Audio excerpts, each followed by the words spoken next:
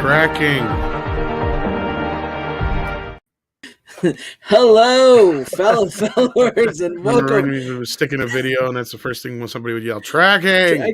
I have the VCR I have now. It auto tracks, so I don't have to mess with it. Yeah, you kids in your fangled fucking auto tracking that came about in the 90s. You didn't know what it had to be like that to get up and have to fine tune that tracking just to get it just right. I remember that because I was my dad's tracking thing. He's like, "Get up there and fix that." Yep. So Go fix the tracking. Tracking. So yeah, so when I got back into right. VHS, That's probably the first time I really remember is my dad yelling all tracking. Yeah, tracking. That's what my dad too. He's like, "I don't know how to work that. You get up there and you fix that." You got the littler fingers. That was his. Exactly. But hail to everybody in the chat. Tim Hayes, HVP, Martin Acosta Satana, Cosmic Squirrel, I saw was here. Brian Barthel. Speaking of this, look, HVP is living on the edge tonight. VHS over 4K. Oh, No. Sound like Tim Allen. No. Okay. You got something to say, Runner? Quality-wise, no. No. I was going to say, like, quality-wise, no. Yeah. Well, yeah, like exactly. Nostalgia factor, I get it, but quality, like if you're talking about quality, fuck no. Yeah, the 4K is better quality picture, but I love VHSs. It's mostly nostalgia, but there's something about watching an old VHS tape once in a while that just soothes you. I didn't. Because you're cut fucking out. Nerd. Yeah. So. And no, we weren't late because of me, Tim. This time it was actually because of Runner. Yeah, Runner couldn't get his shit together. Bullshit. Come back. Okay, I had to use my. Okay, this is the problem, right? Greg sends me the link. I click on it, and it's like telling me like, oh, do you want to wait for this to load, or do you want to exit page? It's like, motherfucker, I want the link. Ever since the update, Chrome has been running like shit. I don't know if you're using Chrome or not, but yeah, I'm using Chrome. Yeah, it's been running like shit ever since that update. Yeah. So then I restarted my computer. And he's on a delay. So I was using my phone. Oh shit. Yeah, refresh, my friend. Tom's right. This update is fucked. It is. It's totally fucked Chrome. Bitch. I have to reload pages constantly. Yeah. Poor guy. Actually, I know how he feels right now because I had to deal with it. Like the other morning, I was trying to get into the show or whatever, and it was like I could not get shit to work. And all day today, I've been refreshing and reloading the computer. There he is. Are you back in sync? Testing. We hear you say testing. Okay. All right. 1, 2. Testing. Say hello after I say hello. Hello. Hello. Okay, we got about 2 seconds. Not too bad. Okay. There you go. Better than nothing. You're better back in mostly sync. Yes. Yeah. Hopefully it gets better. Testes. Testes. 1, 2, 3. Yeah, I wasn't sure. I was waiting for testes. 3. I was waiting for 3, and then Tom just went by 1 and 2. Well, I was trying to get you to say 3 after I said 1. Yeah, I should have set it up better. Yeah, I was gonna say I had no clue. That's my bad. I have not kept up with the fucking news this week, man. You're my saving grace, my friend. This is your call. There's nothing. I think we did most of everything last week. I could have sworn I've seen. Okay, well, I just brought up Blu-ray.com. We got 1776, the 50th anniversary coming to 4K. Oh yeah, you're right. I did see that. Okay, we got Double Indemnity coming from Criterion on 4K. There's a classic. And it also looks like The Funeral, Chan is Missing, Mr. Klein, and Mississippi Masala is also coming. Severin has a new 4K restoration of Dennis Hopper's Out of the Blue heading to Blu-ray. That was the biggest one I think I heard. Yeah, and then looks like that's about it. Yeah, you're about right. Nightmare Alley was the only other one. I think that's a newer movie, so that one's kind of like it's Guillermo del Toro. Yeah. Yeah, that's why I said I haven't even done a video on that this week, like last week. That's if it wasn't for us running down the thing of last week, I probably wouldn't have had a coming soon to Blu-ray video last week. Yeah, it was really kind of slow looking week here. It looks Yeah, it like. was So. pretty slow. I kept waiting. You're like, okay, where's the good stuff? Where's the good stuff? Not those movies that you read aren't good. It's just nothing popped out this week. And I totally missed out on the Vinegar Syndrome fucking uh, The Cell. sale, man. I was so pissed. So It, pissed. Madman. Oh, Madman is on 4K now. did we talk about heavy metal? Oh, yeah. Yeah, we brought that up a while ago, yeah. Yeah. Oh, okay. Yeah. No, I remember it being announced, but like I mean I still haven't seen it, but I remember hearing you talk about it in Twitter, Tom. I say maybe we didn't bring up the actual date, but yeah, it got an announcement date. It will be out in time for 420. It'll be out on the 19th of April. So The 19th. It'll be out according to that's plan. 9 days after my birthday. I feel like he keeps trying to remind us of his birthday for some reason. I don't fucking care. I'm just saying, like, just mess with you, man. I'm going to Disneyland. I'm going to Disney World. And I really didn't have much to bitch about in the way of Blu-rays this week outside of Disney's little Stories Matter warning popping up again. Only this time, oh man, they pissed me off. They put it on Fantasia. Really? And I'm like, you lying motherfuckers. Excuse me for my French, because we're 5 minutes in, so we're all right. But yeah, go ahead. they're lying because they have altered Fantasia way back when. It is not the original version of Fantasia. Yeah, I remember that. I remember they've taken a couple things out of there, as far as I know. And yeah, so they're lying on that thing now. It's a typical Disney. Because I highly doubt they went back and restored the film like it was. Yeah, I bet they didn't. They're just using whatever they altered, and just putting it back out. Yeah, because it's like on a 3-pack of with Fantasia 2000, and some Mickey documentary. Yeah. Tim Hayes says Shout Factory is doing website exclusives for Communion and Blood of Vampire under the Scream Factory banner on February 22nd. So there's some. All right. I do think I heard something about Communion. Yeah, Shout has been a little quiet lately, haven't they? Yes, they have. And I don't foresee them getting maybe they'll do a Nightmare on Elm Street, but I don't know. I have not heard anything to the contrary to make me believe otherwise at this point. It's still, as far as I know. I have a feeling they will. I mean, they did the Friday the 13th. Yeah, but Warner's is a fickle bitch. Yeah, and plus, like Tom's talked about, like New Line, the way they handled Critters and the way they stored their stuff. I know there's a 4K master of Nightmare 1. Okay, that I know exists. And there's a 4K master of TMNT. Other than that, outside of their later films, I'm not so sure what kind of shape or where or how, what they got left. Because, yeah, there's been some horror stories as far as what's been found and not been found, reiterating the Critter story again. So, yes. Yeah, the whole thing is I don't know. They might have used Critters negative for because I mean, they still might have had the negatives stored, but they just might not have had an answer print or an interpositive or something like that. But I'm assuming from what, they had on the Critters box that I think they were remastered from the negative, but I'm not 100% sure on that. But they were still 2K masters. Yeah. But those movies aren't nearly big enough to justify a 4K master. I get it. Exactly. But, I mean, they're pretty damn clear. That's probably the best we're going to get for those. So. I mean, now if they had waited a little bit, they would be probably, because, we're getting tons of movies that would never get 4K masters. That's because true. Just if they're going to do it, they're going to do it in 4K now. But and honestly, Kino Lorber is the one doing a lot of those.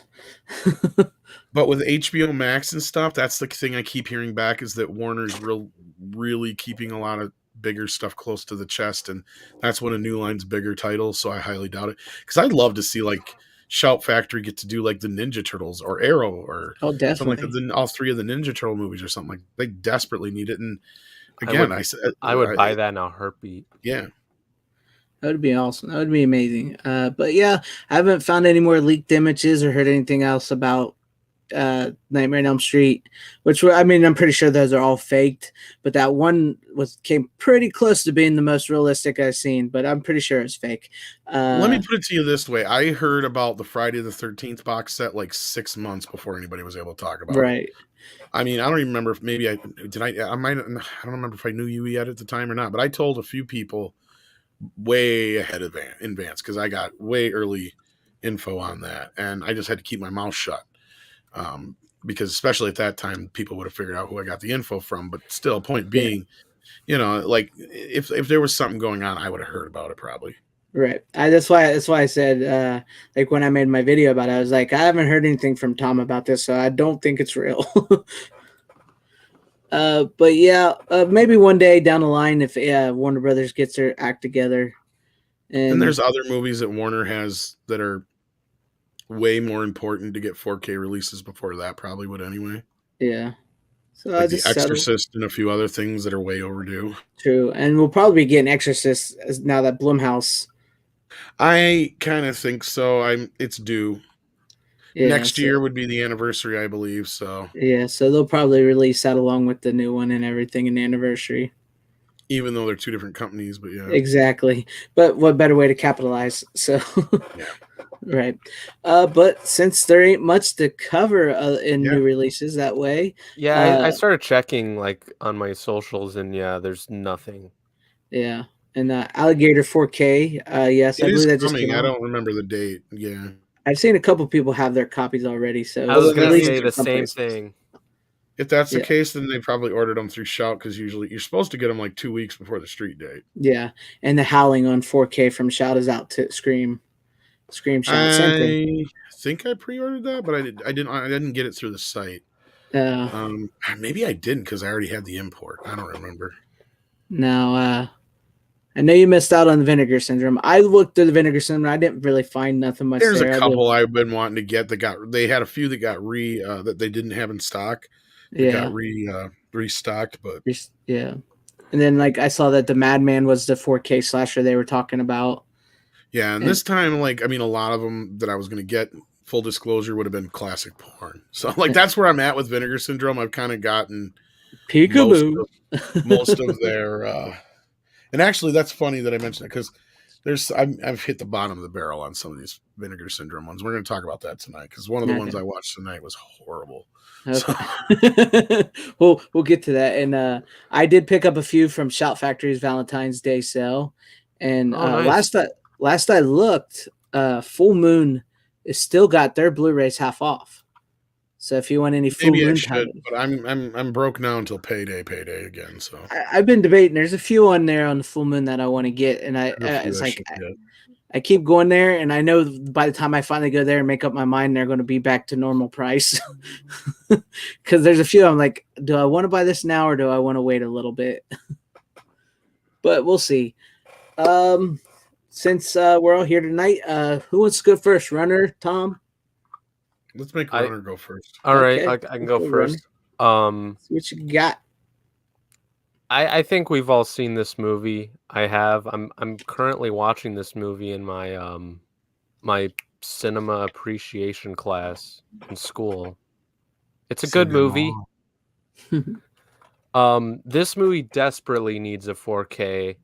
I don't know who would distribute it. Maybe at least Arrow. I think an Arrow set for this movie would be pretty good in my opinion. You might disagree with me there, but I don't know.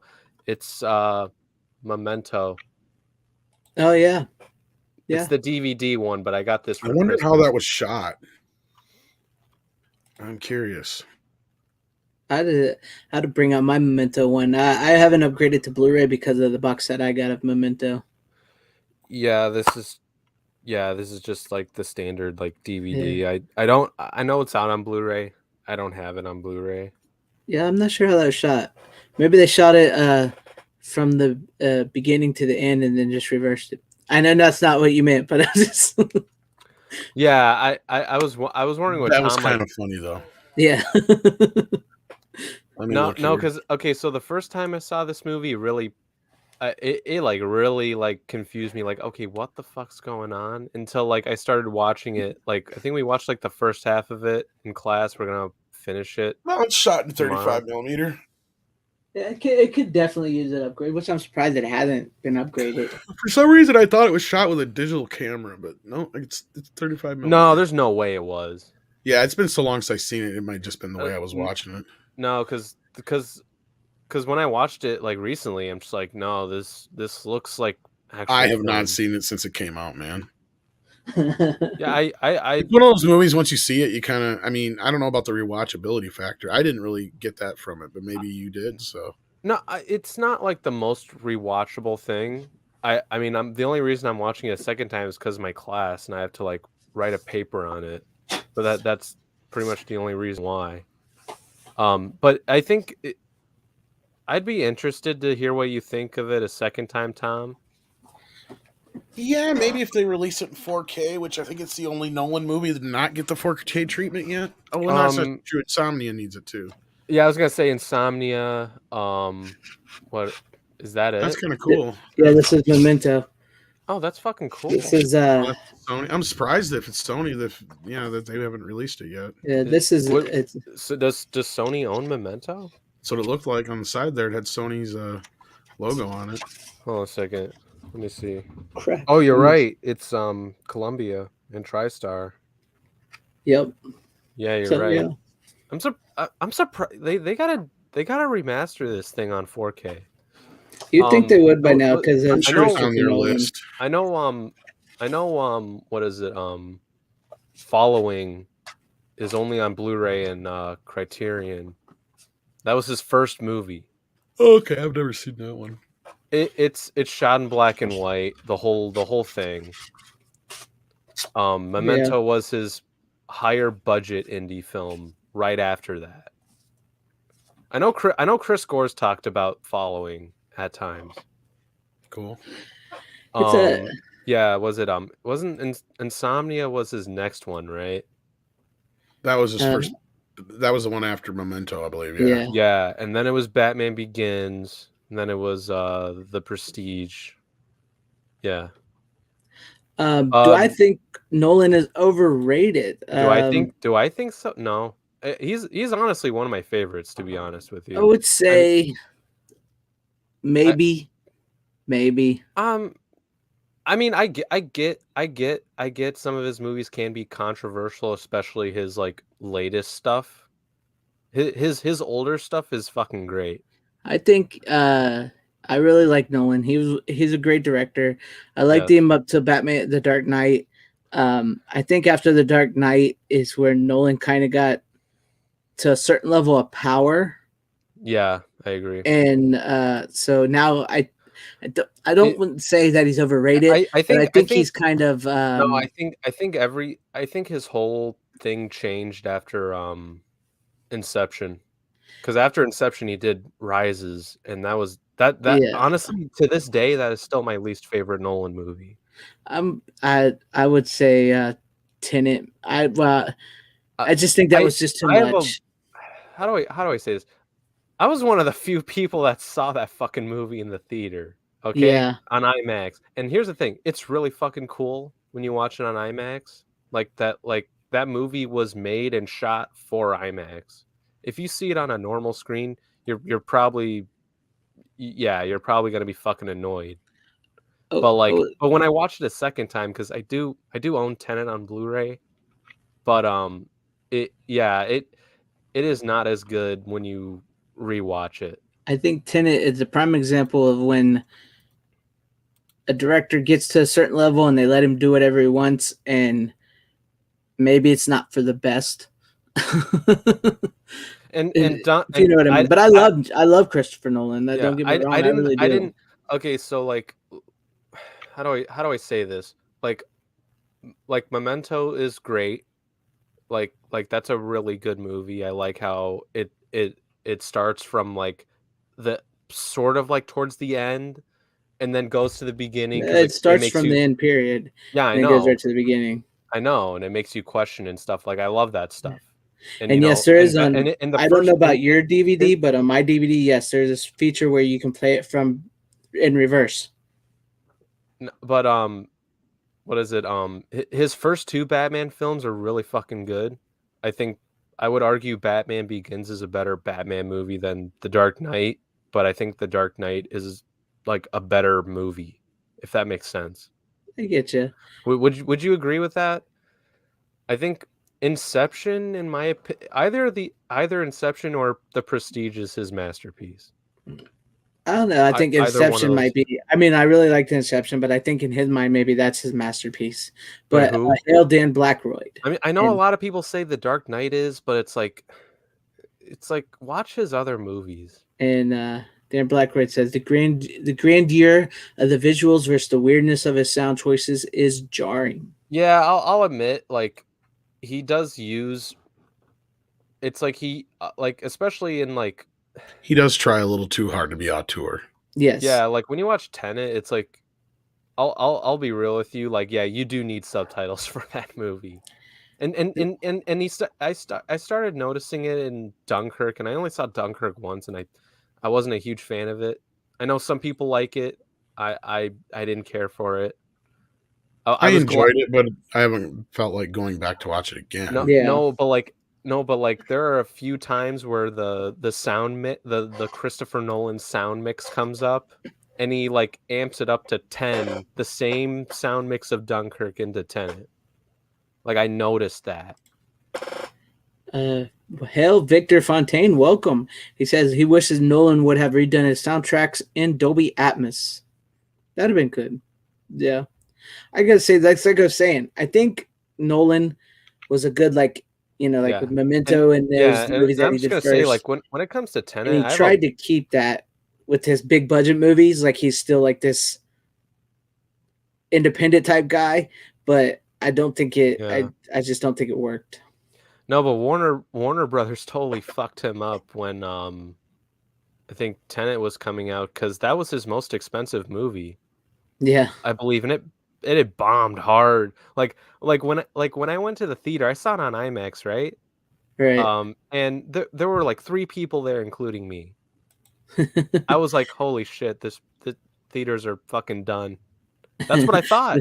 That's what I thought. I seen a thing not too long ago. It was a picture of Tenet. Said the movie that they thought would save cinema, and then it was a picture of Spider-Man: No Way Home, and it said the movie that actually saved cinema. Right. Theaters. That's fucking great. Yeah. So Like, because this is the thing, about the whole Robert Pattinson thing. Like, when I walked out of the movie, I'm just like I was very interested to see if like would this like help him, become or kind of like get his way into playing Batman. And I'm like, I didn't see Batman in him, but I definitely saw more of a Bruce Wayne vibe to him we'll in see, that man. movie. I'm not sold on the Batman movie. I mean, I'm not sold on it. I'm still gonna watch it. Oh yeah, I'll watch it, but I mean, 3 freaking hours. I don't care. Man. I know some people don't like that. I don't give a shit. Like, who cares? I don't mind a long movie every once in a while, but God, for your Okay, first new Batman movie right out the gate, 3 hours, and plus it doesn't even look that I mean, good. listen to me. This is the thing, right? If it's a comic book movie, I don't give a shit if it's long, because comic book stories are long as shit. Because I don't know. Like, I think it's fine. I don't know, but it's a good first pick, runner. I like it. Tom, what do you got first for your first pick? Well, let's see here. Why don't we get this one out of the way first, since it's timely anyway. After, of course, hearing about the passing of Ivan Reitman, I broke into my Columbia set and watched Stripes in 4K, Nice. the extended cut. Nice. Yeah, looks good, sounds good. Great collection of features. I didn't even know that was out in 4K. Yeah, I don't know if it's out on its own. It's on the Columbia thing. Yeah, it does have. I mean, the Blu-ray that's with it is the same Blu-ray that's out there, though. But it's kind of almost a precursor to what we got with Ghostbusters, because it's got like 11 deleted scenes, the '83 TV cut, documentaries, stuff like that. So, I mean, it's great film. It's classic film. Mm-hmm. Of course, just sad that we lost Ivan this last week. Yeah, and I may have a couple of Ivan Reitman stuff myself tonight. That fucking hurt when the news dropped. How's the extended cut? I don't think I've ever seen the extended cut of Stripes. Have you watched it, Tom? Yeah, there's a few scenes. I mean, it is like a little longer. I mean, there's a couple things I noticed that were different, but There some of it I wasn't quite sure, so it might just be like extensions within the scenes. There was only a few things though that I really noticed per se, but I may have seen this version before and not realized it because I did have the old Blu-ray, so I probably did watch it at some point. Other than that, I mean, honestly, I love the movie, but I'm one of those people that I'm not a big fan of the last half, Yeah, or should I say last quarter. I feel like that the movie should have ended when they graduated, and the rest of it kind of feels like a sequel that never got finished. yeah, kind of But I like they mean, was tried to extend it a little bit. well, it kind of feels like Police Academy in that respect, right? Like they Right. almost had to like give him Did something to don't do at the end. Okay, kind didn't of you have thing. the same problem with Full Metal Jacket, from what I recall? Yes, Yeah, Okay, yes. I had the exact same problem with Full one Metal of those Jacket. things. Only Full Metal Jacket shouldn't go to Vietnam at all. Period. yeah, At least what they have in the second. I was gonna say I thought the Vietnam stuff was cool. I understand where people are coming from with that. I thought all that was cool if it was like a different movie. But yeah, Yeah, there's and me. see here, like I love the stuff in the second or the third quarter, or whatever you want to call it, but it just feels like it should be a sequel that we never got finished, kind of I thing. agree with that. Yeah, Because even especially like the scene where the the drill sergeant comes back in, it almost feels like the opening bit to a sequel, and like you're getting all the gang back together, and we're going on this mission, and that's what it kind of feels like to me. But I mean, it works, it's great, but as a yeah, movie as a whole, it just kind of feels overlong in that last part. But that's like the least of the movie or the most of the movie's problems. Otherwise, this movie's a damn near perfect movie. It's yeah. hilarious comedy, very well written. The cast is amazing. The score is great. It looks beautiful in 4K. I mean, what more can I say than that? I mean, it's a great film. I agree with you. I really like that, and it's like Dan Blackwood said, it's so underrated for so many people. And he says everyone gives props to the DeLorean, but this Winnebago thing is the real king of the movie cars. Yeah. But yeah, I agree with you. It does feel kind of like a police academy type thing near the end there when they try to get it all back together like that. It's like they're setting it up. Maybe they intended a sequel and didn't know, so they kind of tacked it on or something. I don't know. You know what I mean? Well, I'm sure it was just part of the story to begin with, but I don't know. It just kind of feels like it's uneven in that respect. But it's a nitpick, I agree. But really. it is a great, like you said, it's a great movie, and it's. I wish that I'm gonna have to get that Columbia set, man, because I know it's out of print, but I got to get a hold of them before they're gone. Like the only part that I really remember that was completely like there's only like maybe one or two parts specifically that I remember being added. And I think it was one where the guys take off one night and they end up on this plane, but I don't think that's in the original version. And with a bunch of Marines and shit to try and escape, and they end up getting kidnapped by some natives or some shit. And then like I can't remember how much of the scene is with the girls in the mansion, but I don't remember it being that risque, so I think some of that was added. Yeah, I don't know. But other it's than been a that, I mean, while. that's It's my been a problem. I think I might have watched the director's cut the last time I watched it, so I'm kind of foggy. Yeah, me too. I mean, it's been a while since I've seen it, but it's hard to know what I've they seen it extended, what quite they a didn't few extend. times, but Yeah, me not too. nearly as many times as Ghostbusters. Same. Um, yeah. Speaking of which, I guess that was a nice little segue to go to me real quick.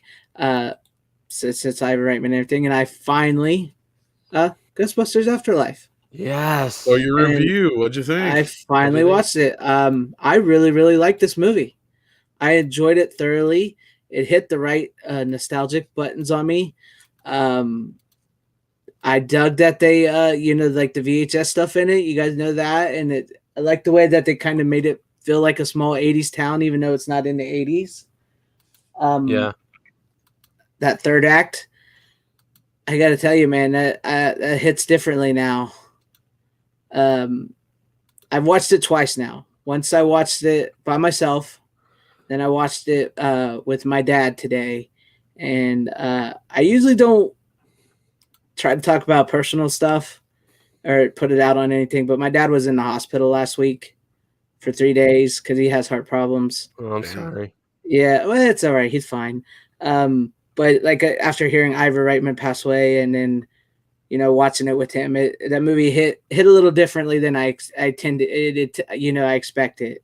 But I gotta say, I loved it. I loved it. I just wish there was more of the Ghostbusters in In it, the it. originals in it. Yeah, But man, I they get set it. that third act up perfectly.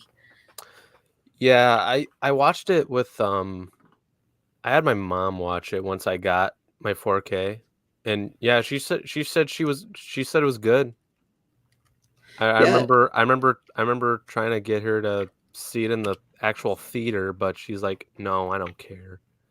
So I was like, "All right, I'll get it someday, and I I'll think that's maybe one of watch the it reasons then." why it took me so long to see it because, well, when it did release in theaters, I couldn't do it because where I live, my nephew plays football, and they were like the number one in the conference, so I couldn't really get out to see it in theaters. Oh, And then I kind of, I heard so much good stuff about it. I kind of wanted to hold it off a while before I saw it. You know what I mean? So yeah, that's why it took me so long to see it. So when I finally bought it, I had to watch it, and it was good. I loved it, and I think to introduce the world of Ghostbusters through like sort of Stranger Things esque type way to the younger kids works, and it's not just nostalgia for nostalgia's sake. yeah. That was So that was honestly one of the things I was worried about going in was just it was gonna be like a Stranger Things movie, which it right, I didn't get that so much. In all honesty, it felt like I think Tom described it best. It's like Goonies meets Ghostbusters exactly. in a way, and I like the Goonies aspect to it. That That, worked fucking great. and that's something I got to learn to stop saying too, because it's not really Stranger Things, because Stranger Things itself is based off of like Goonies, Monster Squad, Explorers, and all that stuff. Exactly. So Yeah, it's more in yeah. the vein of that, of like Goonies and stuff. But I enjoyed it. I thought it was great. I thought Paul Rudd did a great job. Yeah, he was good.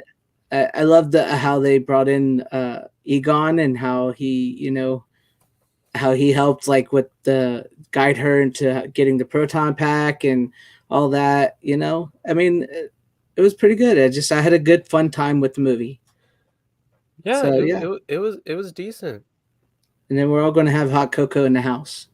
So Yeah, I mean, it No, was pretty much exactly what I said it had to be. I mean, I wish there was a little bit more Ghostbusters in it, but hey, I mean, the fact that you've got a whatever she was, 12, 14, 16 at the time she made the movie, yeah, year old, I mean, she's playing like a 12-year-old in the movie though, but like, yeah, carrying this film and it just she does a great job. The supporting cast is amazing. The kid yeah, I loved definitely. her.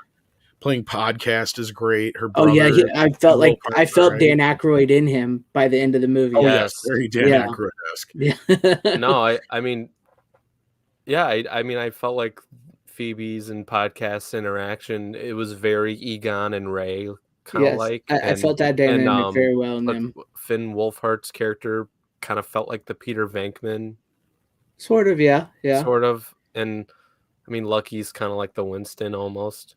yeah. I guess you could say.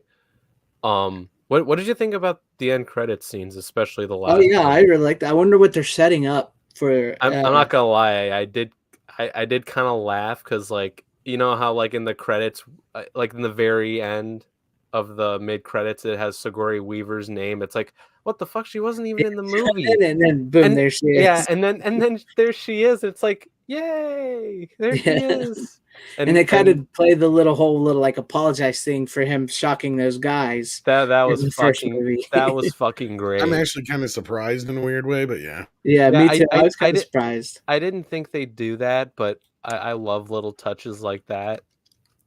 Um, and then like the one where Winston opens back up the mansion. I like that, but they did kind of it's kind of some continuity error there. Really? Yeah, Hmm. because on the phone, Ray says the firehouse is now a Starbucks. Yeah, I mean, like I'm curious unless if there's Winston didn't lie to him. That's true. That could have been true too. Because I was gonna say like I feel like we're gonna need more context if they're yeah, doing like are they doing a sequel? I Oh think I'm yeah. so, sure they right? will. Because didn't you say that Jason Reitman got like an You got like a extension 5 or 6 speech picture deal, yeah. for Yeah, Sony? Okay. And they're working on a series too. I know that. All right. Because I would be very interested to see like a continuation. So I don't think you need to, but See, this is what. but here's the thing with Jason and with the same team. See, that's what worries me. Like with Ghostbusters here and how well it was done, and with Spider-Man: No Way Home, how well it was done, and how those movies. I mean, Spider-Man: No Way Home's a people, different animal. it's I get that it's a different animal, but I'm just saying like you encapsulated these things and had a great kind of closing ending for so many. To continue that worries me a little bit. Like, you know what I mean? Like, what if Bill Murray decides he doesn't want to come back again? You know, like because he's Bill Murray. So yeah, I know. I mean, like, because this is what I would like them to do, since Winston is kind of the one trying to bring back the brand. You can have him kind of like Cobra Kai. You can have him be like the Johnny Lawrence in a way, where he kind of like teaches the younger generation how to do ghost busting kind of thing. I mean, I don't know. I mean, that sounds The thing that dumb. would make the most sense is to have like a Ghostbuster Academy kind of Yeah, thing. yeah, And then you can exactly. set up other factions by having, and introducing characters that way. And then you have the older guys run the academy and stuff, basically. yeah. And then Yeah. that way you And could have in Phoebe and podcast and Yeah. yeah. Because But that girl that plays Phoebe is much older now.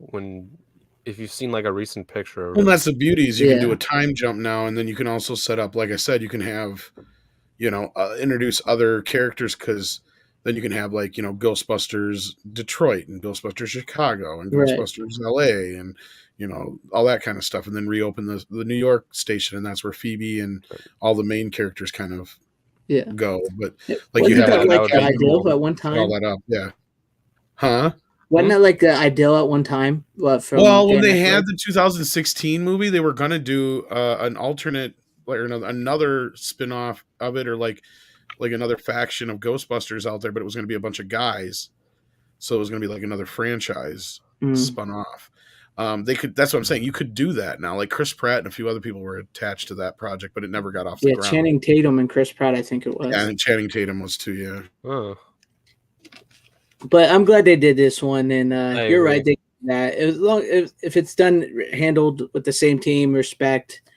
I mean, it's kind of like I said, man. That movie hit differently the second time I watched it, and Yeah. it's interesting to see that Ivan Reitman played Egon I know, that was was the great. stand-in. I'm So not that gonna was lie, kind of when that photo was like released out in the public, I was like, damn.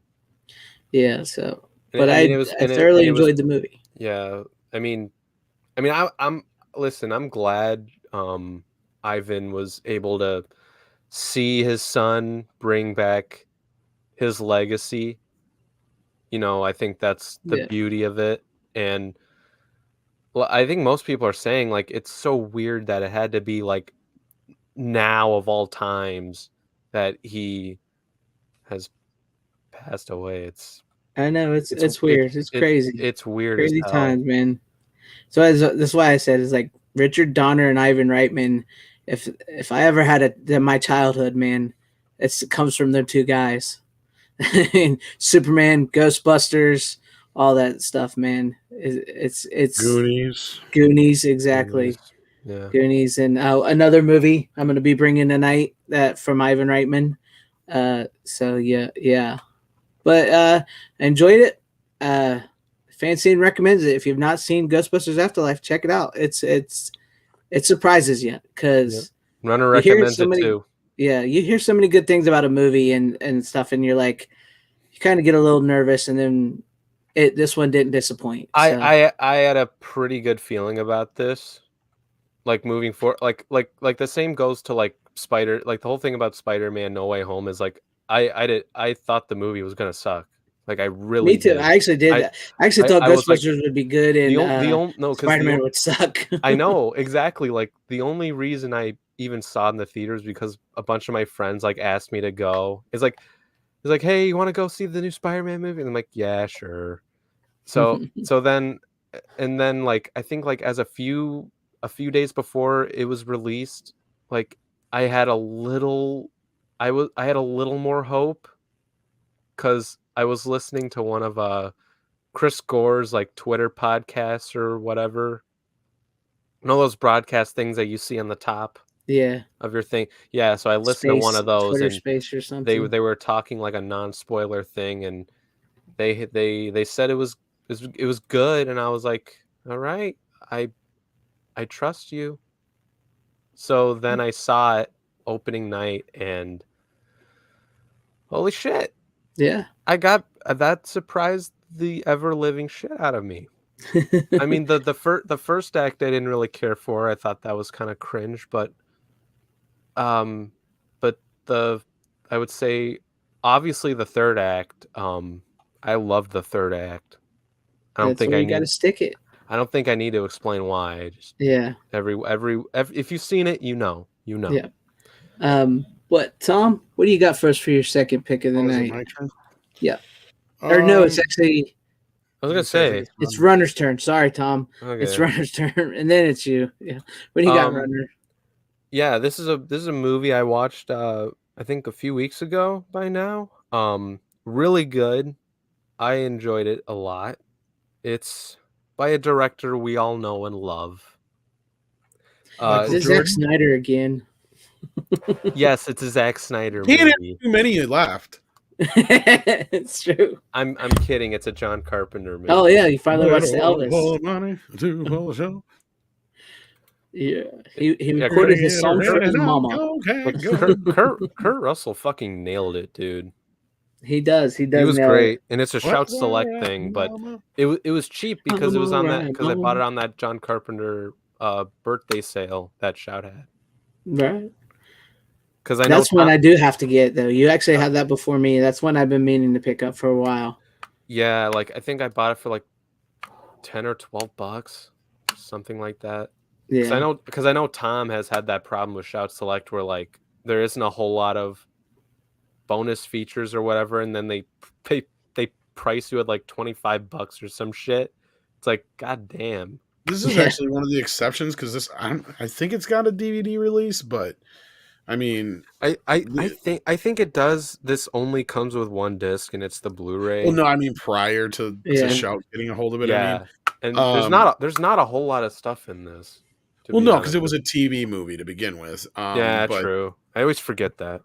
But that's the thing. For us to get a TV movie on Blu-ray means a lot. So I will give them Yeah. that. Like some of the Shout Selects are worth it, and that's one of them probably just because like the chances of it getting released again or in a 4K upgrade or anything like that are slim to none. So it was Right. probably shot on 16 millimeter for all I know.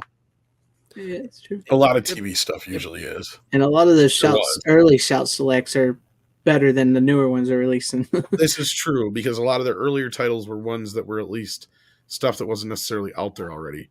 Right. But yeah. Yeah. But like you said, man, Kurt Russell definitely does nail Elvis in that. And I Yeah. think he's actually played Elvis a couple more times since then. If I Did- I remember know he correctly.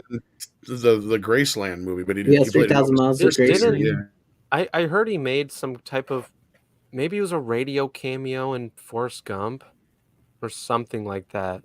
I think there was a slight thing of him as Elvis in that movie. I think he was uncredited in that movie from what I've heard. I don't know. I think I may have heard something about that, but I'm not really sure. No, because I looked at IMDb and I looked at like the whole cast, even the one that's uncredited. It says Kurt Russell as Elvis Presley. Maybe he did the. I think he did the voice. I was gonna say he he probably did the voice, and I'm just I like, think he did the voice I'm for like- Elvis for the guy that played him in the movie. I was gonna say like what part was he in that movie? Yeah, but that is. I mean, It's good. My dad actually saw the movie, but it was like a while ago since he saw it, and for some reason, I know I told Greg this already, but like for some reason he's not a John Carpenter fan, and I'm like, I know. I how? don't get that. But That's crazy. but I asked him about Elvis, and he's like, yeah, Elvis was good. What year did that? Did that say what year that aired? I think 79. 79. And yeah, I just looked it up. He did the voice could- in Forrest Gump. He did the Okay. voice. I thought so. I thought I remember hearing something about that. Because he did Elvis right after Halloween. That's crazy. I remember seeing that movie on TV, but I wasn't alive in '79. Oh yeah, they rebroadcasted it a few times. I think they even did like a truncated version at some point. That's probably the one I saw. It's nice that Kurt played Elvis since the two of them actually worked together. Yes? Yeah. That's true. I remember still seeing Kurt Russell in all them old westerns on TV and his old Disney movies. I haven't seen any of the Disney stuff he was in when he was like a teenager or however old he was. But like, wasn't this like the movie that kind of got him out of that? It could have been. Or was it something else? Because I'm not really sure what movie did it for him, but that probably could have been. That I mean, I'm sure it helped. Yeah, especially in making that connection with John Carpenter. I was gonna say it definitely helped because I mean he was in like, you know, these other like.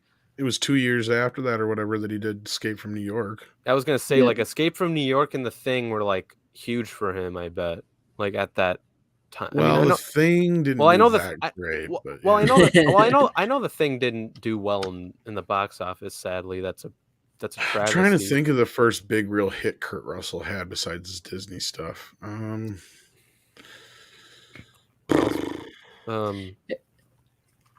Was Big Trouble? That didn't do that great at the box office. Oh, either. Really? Yeah, you got a lot of some of these Carpenter ones. Yeah, a lot of Carpenter movies didn't do that well at the box office. Really? Later on, they found their audience. Yeah. Yeah. Starman had to have done pretty well, right? I know that's Captain not Kurt Ron. Russell, but that one's actually one of his higher grossing films. Yeah. Yeah. Okay, I was gonna say is there a Blu-ray of Captain Ron? Huh? I don't know if Disney did one yet or not. I think we have a Blu-ray of Captain Ron. That would be great. It might be one of their ones you can only get in the. No, I hate that Disney Club shit. Yeah. He did Used Cars in between too. That was the other one. That Used Car was probably the one that kind of Tombstone. Really... Well, Tombstone was much later.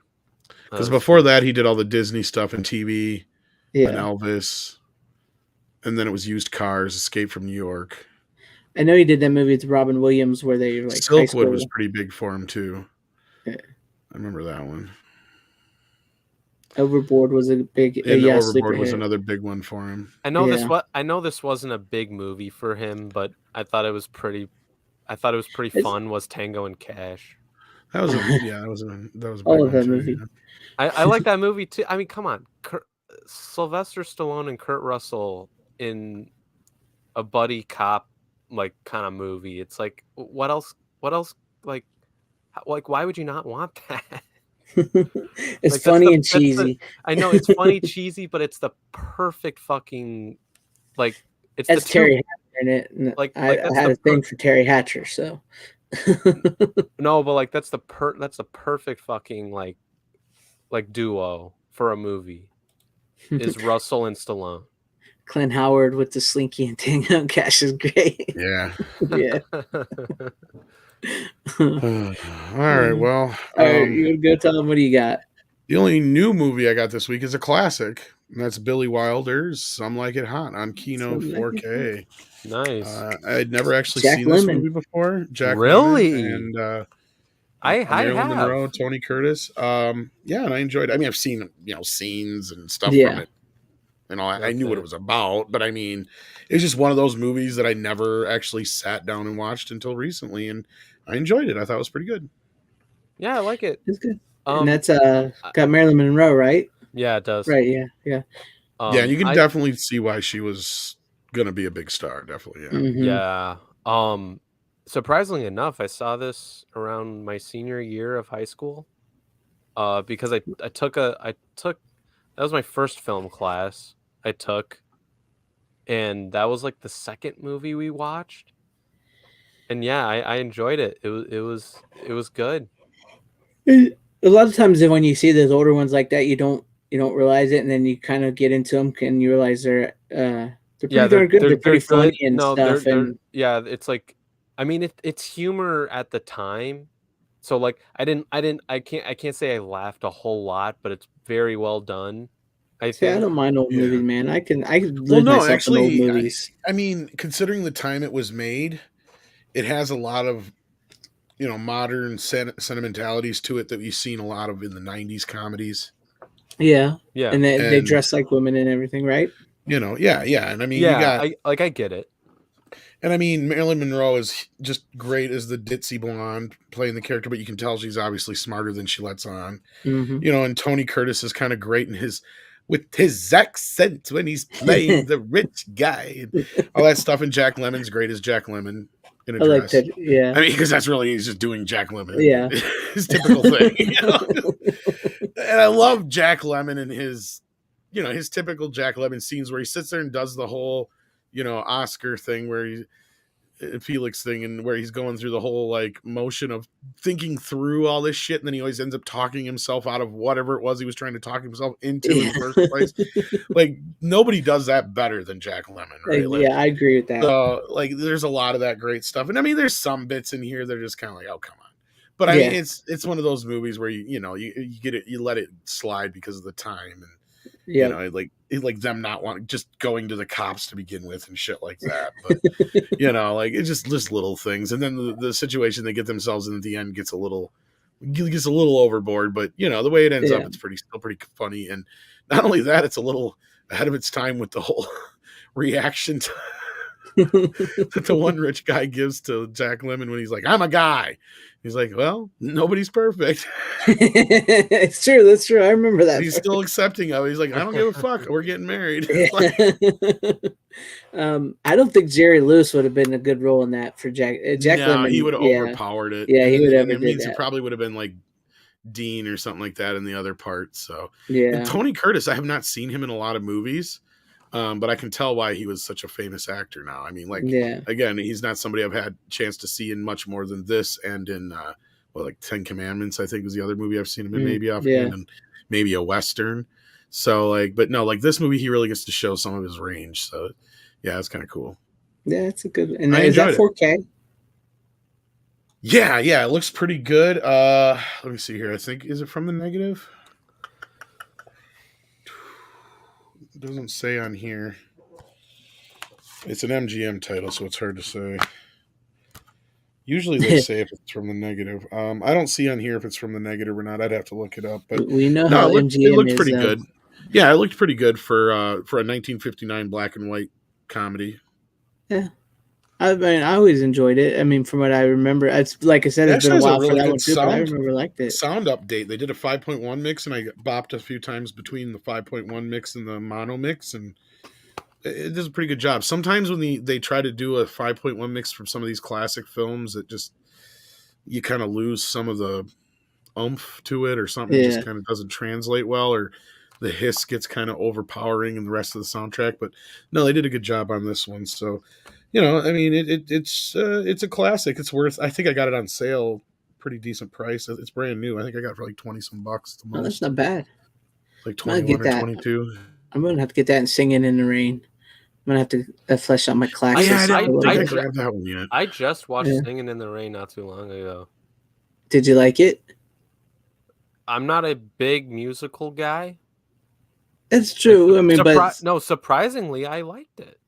Well, there's some other progressive stuff in this film too. I noticed, like having the women actually like drink and smoke, and some other things were things that weren't too common in movies at the time.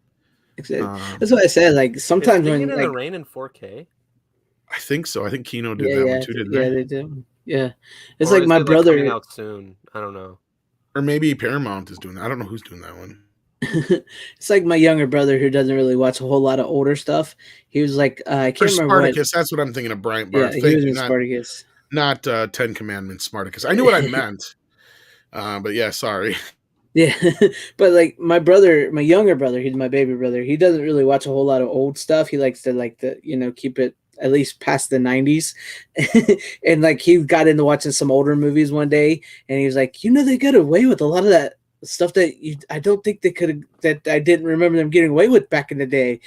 And I was like, yeah, you got to watch some of these, because sometimes you don't realize, like you were mentioning, like with the progressive, that they were actually doing a lot of different stuff than you it all depends imagine. on when they get between codes and stuff, because like there's certain movies and certain eras that fall in there where pre-coded, that they got away with a lot of shit, and then Yeah. they started doing the code, and then everything got all like fucking, prim Right. and proper. And then then when you get closer to the 60s and 70s, like especially the 60s, basically, once you get back closer to approaching in on the 60s and in the 60s, then things change, because then they had the rating system come into play, and that's when you had like GP and I think A was originally the R rating, and G, I think, was of course G all time, but like then they changed PG to PG, or GP to PG, and then A became R, and then eventually in '84 we got PG-13. So Right. yeah, and then we had X for the longest time, and that became NC-17. But yeah.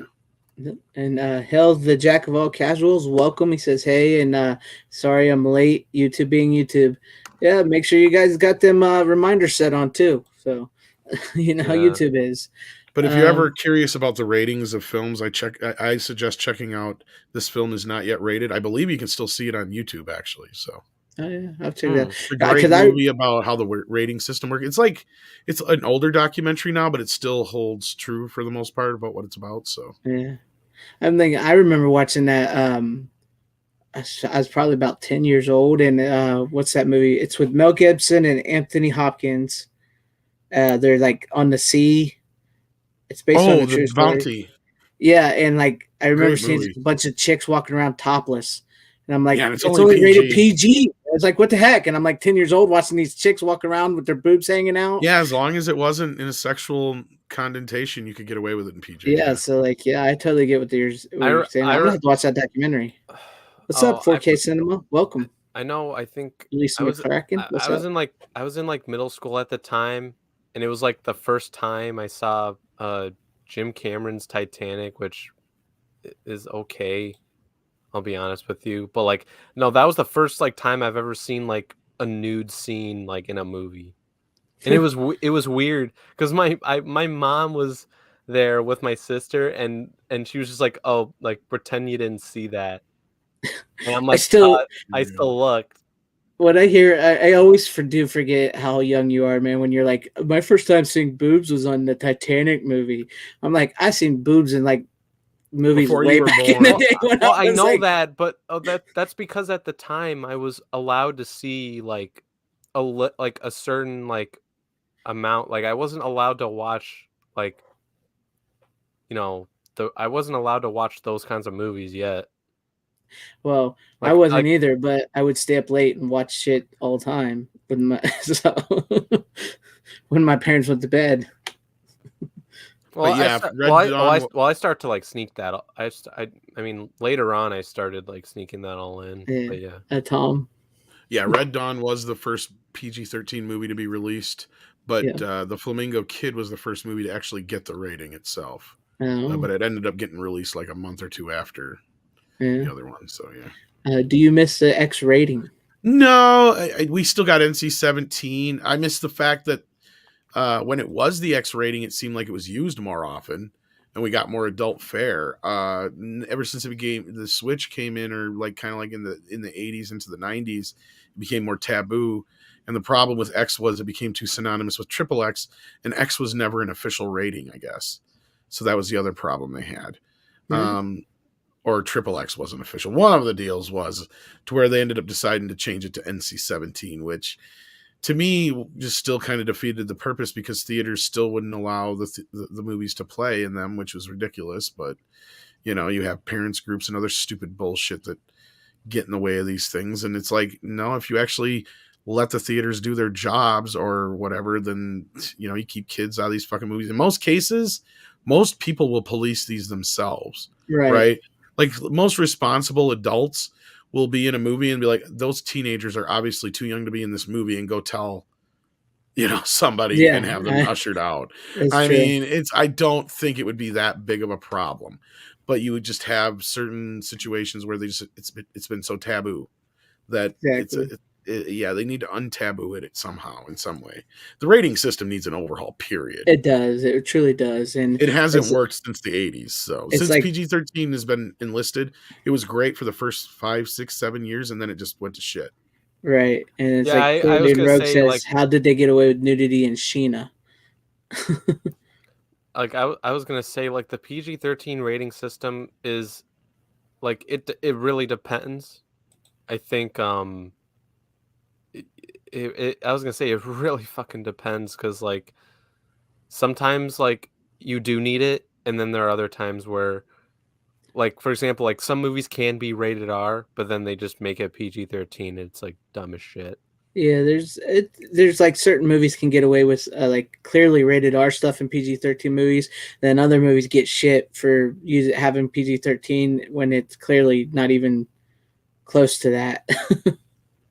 It's crazy because I do think the PG-13 is a double-edged sword there, because I think it works for some, and then for others it defeats a lot of like stuff that you can do, and everybody wants to do PG-13 over R.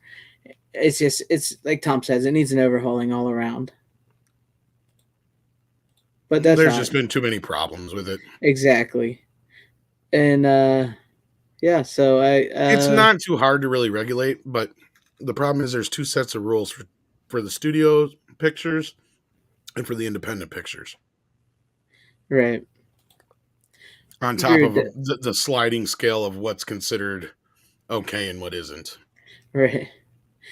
And it's ridiculous. And it's just like it's really simple. It should be, if there's no objectionable language or scary violence or adult situations, it should be G. If you get any of those things, but it's minute at the best, PG. If you start falling into the area of violence, realistic violence, a little bit of bloodshed, maybe some murder, mayhem, obviously I think PG-13, the line is basically nudity in a non-sexual connotation and usage of up to the F word, as long as it's not in a sexual connotation. That's like the easiest line to draw, and I don't know why it's so hard, because they used to follow that line real easy. Yeah.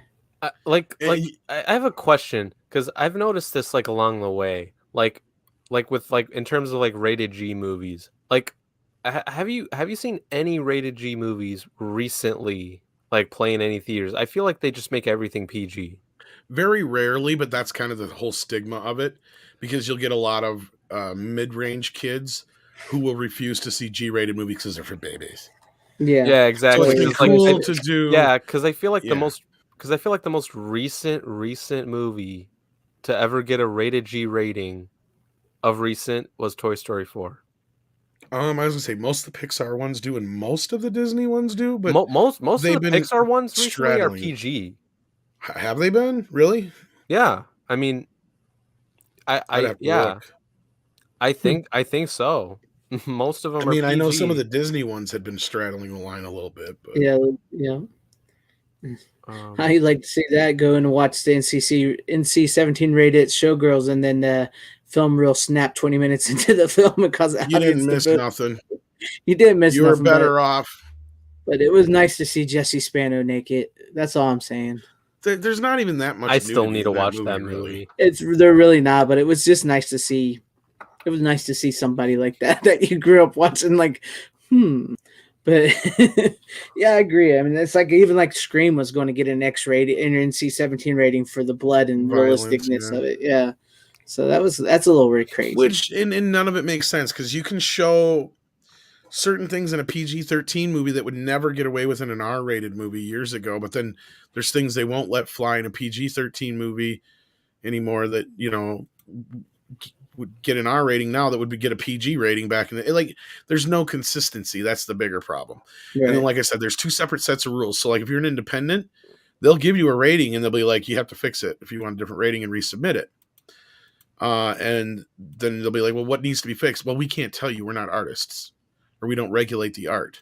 But now if you work for the studio, you get a whole fucking set of notes on what needs to be fixed to get that specific rating, which is bullshit. And the people who blew the whistle on that were Trey and Matt Parker. Yep, I remember that. It's like just the whole rating system is just, it's outdated at best. Because when they tried to do some of their independent movies, they got no notes. They didn't know what the hell to do. They ended up, I think, releasing them I think Orgasmo and Cannibal the Musical are both released unrated, if I'm not mistaken. I think, and then when they worked on Basketball, it was a completely different scenario. Then they actually got notes. They're like, well, this is fucking weird. Yeah. So then they fucked with them on South Park Bigger, Longer, and Uncut. So like every time they would send them a note, they would fix said thing, but then they would put something else in that was even more objectionable. And they'd be like, surprisingly, both would pass through. And they would get another note, and they were like, all right, well, we'll fix it. Because so like the thing is they changed the movie so much, I guess, that there's like the original script and what we got in the final product is so different. But it was all because like that movie, I guess, was created through the manipulation of the NPAA. Yeah, the NPAA. So like Trey and Matt will like give like they like that movie was basically written by the NPAA. Like that's like, crazy. because they would keep throwing extra shit in there every time. So you got to imagine like God knows where they started from to get to the clitoris and all this other shit that they got to. Like, I wonder and how blame Canada and Uncle Fucker and all this shit. Like how what how else was in there, or what did they? And because like they talk about on the commentary, they're like there is no real deleted scenes or anything like that. It's all just kind of because it gets changed before we got to the drawing board. Because it's like they just submit like the rough cut version or whatever how they do it, so they just go back in and redo it. So it's still kind of similar, but they just redo the whole scene in a different way or whatever. And so like it just basically became this like strange thing about the movie. Kind of became its own story about how the whole MPAA becomes the problem with the whole thing in the parents organization. Yeah, it's like it just all came together like that. It's just a weird story. It's a great listen. I suggest you get that Blu-ray and listen to the commentary and how they talk about the shit they dealt with. And if you ever see the interview out there about them talking about the MPAA, they pretty much just lay it all out there. That. Yeah, I do remember that whole MPAA thing with them, but I didn't know like the whole extent of it till just now, actually. And then the same thing with Team America. Like the version we got is the unrated version. I guess that's why there is no unrated version on Blu-ray, but there was on DVD. They never meant for that unrated version to be the version. They always had their R-rated cut, but they sent it in knowing that they were going to make them cut some things. So they put in a whole shitload of like extra puppet fucking and shit like that they never planned on having in the movie. So it would get an NC-17, so then they could get it sent back. Then they resubmitted the version they really wanted in the first place to get the R rating. And it worked. So I guess that's why the unrated cut has never been released since the DVD, is because that's not the version they actually want out there. Like all that excessive shit is in there. It's in excess for a reason. Yeah. What about today's censorship being overblown in movies rating example splashes, no nudity? But that's more of a Disney thing. Yeah, that's like Disney, and I don't know why they want to do that. It's just family friendly. See, I don't think anybody else would raise any stinks about Splash now. Yeah, exactly.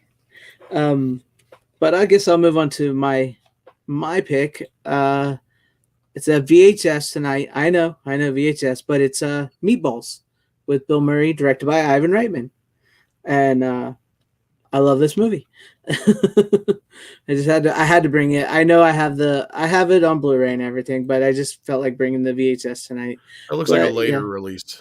Yeah, it actually is. It says right here, which is duplicated and extended play. Oh, balls, yeah. So it's not the best quality one I found, but I just grabbed it. At least they don't hide it. I seen it right there on the side when you. Yeah, it says right there on the side there too. So, but actually, that whole entire conversation we just had, just so you guys know, is in context because I was just looking while you were talking there, and Some Like It Hot is not rated, so it came out in that period just before the rating system. So that answered that question. Sorry, but anyway, back to Meatballs, because Meatballs being Ivan Reitman's first big major film, not his first film, but his first major film. Yes, I always liked that movie, and that, like I said, childhood thing, and Bill Murray was freaking hilarious. And just doesn't matter. It just doesn't matter.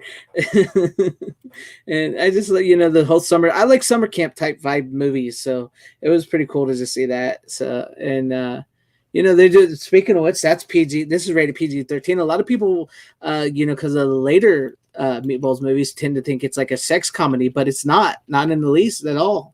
That one's only PG, I think, right? Yeah, this one's only PG. So and Meatballs 2, I think, is part of that problem, because Meatballs 2, I think, was a completely different movie that Yeah, ended up getting called Meatballs 2. yeah, If I remember right. it's kind of like the prom night movies. Same goes for Meatballs 3 and 4. And 4, yes. But yeah, I always liked that first one. Bill Murray was funny and taking that kid under his wing and helping him out and everything, and just his banter with the lady in the movie that he gets. It was just a funny movie. Ivan Reitman, of course. I mean, what is Brian Meatballs? Barth, you've never seen Meatballs? Seriously? Are you sure? Are you shitting us right now? I haven't seen it, but that's not a surprise. You've never seen Meatballs, Runner? I'm ashamed of you. Bill Murray's first big movie too. Yeah, that was like star-making vehicle for him. Oh, good morning, campers. Yeah. Good morning, campers. Look, Brian Barth, he said no. Ready for the summer? He has not seen it. Ready for the sunshine? I can't believe that. I can't believe I've found 2 people who have not seen Meatballs. That's crazy. I'll watch it. You got to watch it. I mean, it's a classic. It's Ivan Reitman. It's Bill Murray's first big role. I know I do. Are you ready for the summer? Now that song's going to be stuck in my head, Tom. Thanks. But yeah, he plays Tripper. I'll make it worse for you here. Here, I actually got the song on my thing here.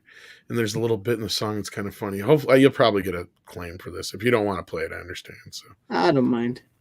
It's like the song part is kind of in the background once he's talking, but yeah. Vote it in. Yeah. On top of all that, it costs $1,000 a week to go to Camp Mohawk. The question is it worth $1,000 a week? It sure is. It's the best darn camp there is. Well, are you connected with Camp Mohawk? Well, I think so. I'm the program director, Jerry Aldini. Well, how do you justify $1,000 a week? Well, we have some special programs. We're doing Shakespeare in the Round again this year, of course. Our political roundtable, Henry Kissinger will appear. Yasser Arafat is going to come out, spend a weekend with That's amazing. And the kids wanted animals, so this year each camper will stalk and kill his own bear in our private wildlife preserve. Are you sure the children can hack that? We'll see. We'll see. The real excitement. We'll see. Sexual awareness week. Around the world, and each camper, armed with only a thermos of coffee, $2,000 cash, tries to visit as many countries as he can. And the winner, of course, is named King of Sexual Awareness Week and is allowed to rape and pillage neighboring towns. What do you expect for $1,000 a week? $1,000? Hey, you have a good summer. What do you expect for $1,000 a week? Oh, so great. That was a good. I mean, I can't believe Runner's never seen that. Like I said, I'm gonna watch it at some You'll point. enjoy it. It's great. Yeah, you'll love Meatballs, man. I like the sequels because they're crappy bad movies. Because I like bad movies, but they're not. Meatballs 1 is legit. That's where you should have just stayed. I enjoy the second one for nostalgic value, but knowing it has really nothing to do with the original in hindsight, it's like, oh yeah, it makes total sense now. I'll watch it. You know what? Fuck it. I'm just gonna watch it right after this stream's done. What's up, Mark?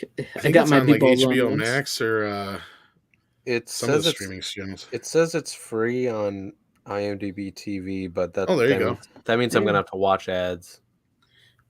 This is funny, Jacko. The quantology is weird. Meatballs 2, Meatballs 3, Cloudy with a Chance of Meatballs. I've seen Cloudy with a Chance of Meatballs.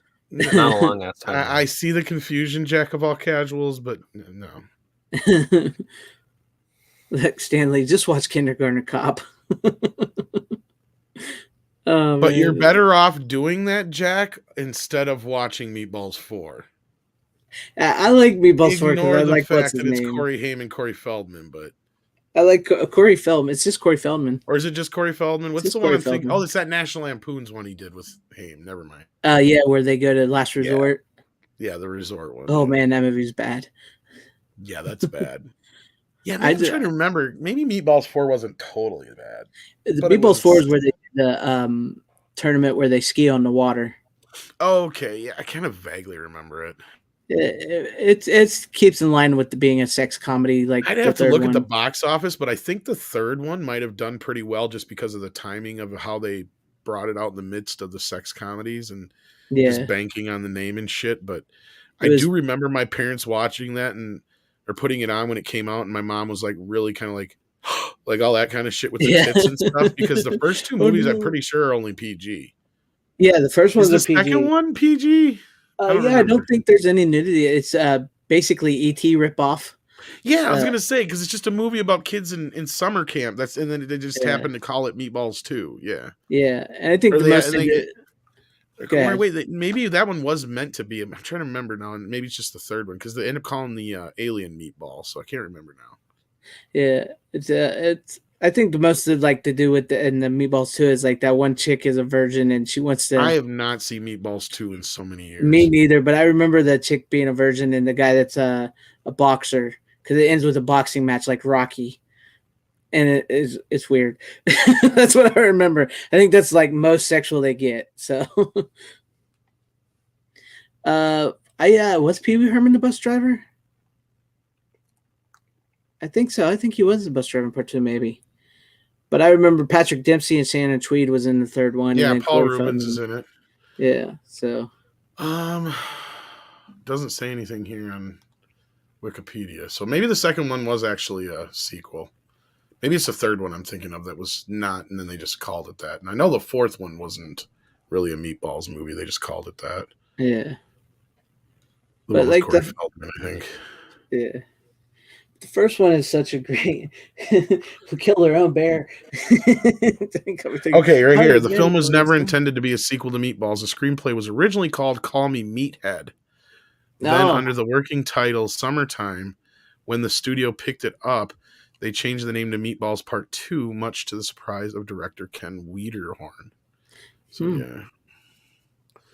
I think Screwballs is something different, Corley and Rogue. Yeah, the original owner producer sold the title rights to a different production company. So that's why. All right. I figure, but the first one is an all-time classic. It's hilarious. He did it right after Animal House. It's a star-making vehicle for Bill Murray. It's just funny all around. Like you heard that opening bit right there that Tom played. I mean, that sets the tone for the. Yeah, that's the. Well, that's one part of the song. Yeah. Yeah. I was gonna it's say, a bit of like, the movie that they throw in the song, and he's actually talking about the adjacent summer camp that's made up of the bougie kids. Yeah. So he's he's just making shit up. Yeah. Yeah, because just listening to that, I'm like, okay, this is my kind of movie. Yeah, it's good. I gotta see this now. Yeah, It's Bill only an Murray's hour. basically a fuck up who's running a fucking summer camp. It's only like an hour. But he helps the kid in the end. It's only an hour and 30 minutes, so that's good. Oh yeah, it's a great film. And I guess Ivan Reitman and Bill Murray both denounced Meatballs too. So just so if in case anybody's aware. So. And, welcome the back. He says, I was just watching the documentary Cleaning Up the Town the night before Ivan Reitman passed. Great. They had so many great interviews with him. Yeah. I seen that he finally put that on Blu-ray. I was going to buy that. I saw that. Like, okay, Meatballs 3 is actually a sequel. Yeah, that's what who was just saying it? Somebody in the chat said Patrick Dempsey's supposed to be the kid from the first movie. He is, yes. Yeah. He's supposed to play Rudy. Yep. I missed this, but has anybody? It didn't start out as a Meatballs sequel though. It actually was a screenplay entitled My Special Angel. Because Shannon Tweed dies. She's like a Playboy model or something. Dies in. Yep. Yeah. And then it was changed to Summer Job. And then it became part of the Meatballs franchise and was originally titled Meatballs: The Climax. Then Meatballs 3 Summer Job, which I guess it still is under that title in some countries. So there you go. And it was released to McCracken, who said the third one, where the kid, and he said Bill Murray's character was supposed to have sold the camp to that biker dude in Meatballs 3. So there you go. But before we move on to you, Runner, any news on Hitcher in 4K? I didn't even realize they were doing that. Remember we reported that. Yeah. Oh, yeah, that's right. Shit, I got to start remembering stuff. All right, my turn now, right? Yeah. Yeah, I think we're a few months out yet from that. I don't think we've got an official release date yet. Yeah. But yes, if you check it out, Runner, Camp movies are cool. Camp Nowhere is cool too. That's more of like a '90s thing, but it was funny. Go on, Runner Runner. is What do you got? antsy as fuck. He's got I something. know he must have something. What do you got? Better be worth it. Yeah, it's a good Building movie. this shit up. It actually came out last year, but it's really fucking good. And I think I can't imagine someone hating this. Like, if you're a John Wick fan, you'll love this movie. I fucking hate it. Nobody. Oh, it was pretty good. I still haven't seen it. I don't You remember like a it. shit ton about it since I saw it, but I do remember some of it. Well, okay. Bob Odenkirk is the main character in this. Connie Nielsen, who you may know as Hippolyta in Wonder Woman and in I don't know who that is. Zack Snyder's Justice League. She's the wife of Bob Odenkirk's character. So you never seen this one, Greg? Yeah, actually, I've not seen nobody yet. Oh, Christopher Lloyd's in it, and he's fucking. Yeah, you'll awesome. like it. Yeah. Oh yeah. He plays the dad. I don't know It's why I kinda haven't like- seen this one. Really. It's kind of like A Long Kiss Goodnight as a comedy with Bob Odenkirk instead of Gina Davis. Oh, that's cool. I liked Long Kiss Goodnight. That was a good movie. Yeah, this was really good. I picked it up on. I know it's on a 4K, but like I picked it up on Blu-ray just because like Target they had like a two. They had a get 2 get 1 free. A little bit of John Deal. Wick, yeah. Yeah. I've been meaning. I don't know why this one has really escaped me, but time and stuff. It's hard to get sometimes. I mean, once this like released in theaters, I remember like some people said that they liked it, and all that, but like I don't know. I feel like it went around more, and then I'm like, I got to pick this up. I got to watch it. So yeah, I watched it recently, and I really liked it. Cool. I do plan on getting it. So I enjoyed the shit out of it. I've heard good things. I think it's the same writers for John Wick. Yeah, it's like the same people from John Wick, and I know somebody, Jack Valtre, said they want to put nobody in John Wick. I actually do believe they are in the same universe. From if I recall, the writers said they were. Oh, really? That'd be fucking cool. I mean, I know they're doing like a TV show spinoff for John Wick, so they're probably going to expand on that universe. Which I think that like it implies like he's in the universe, but it's not.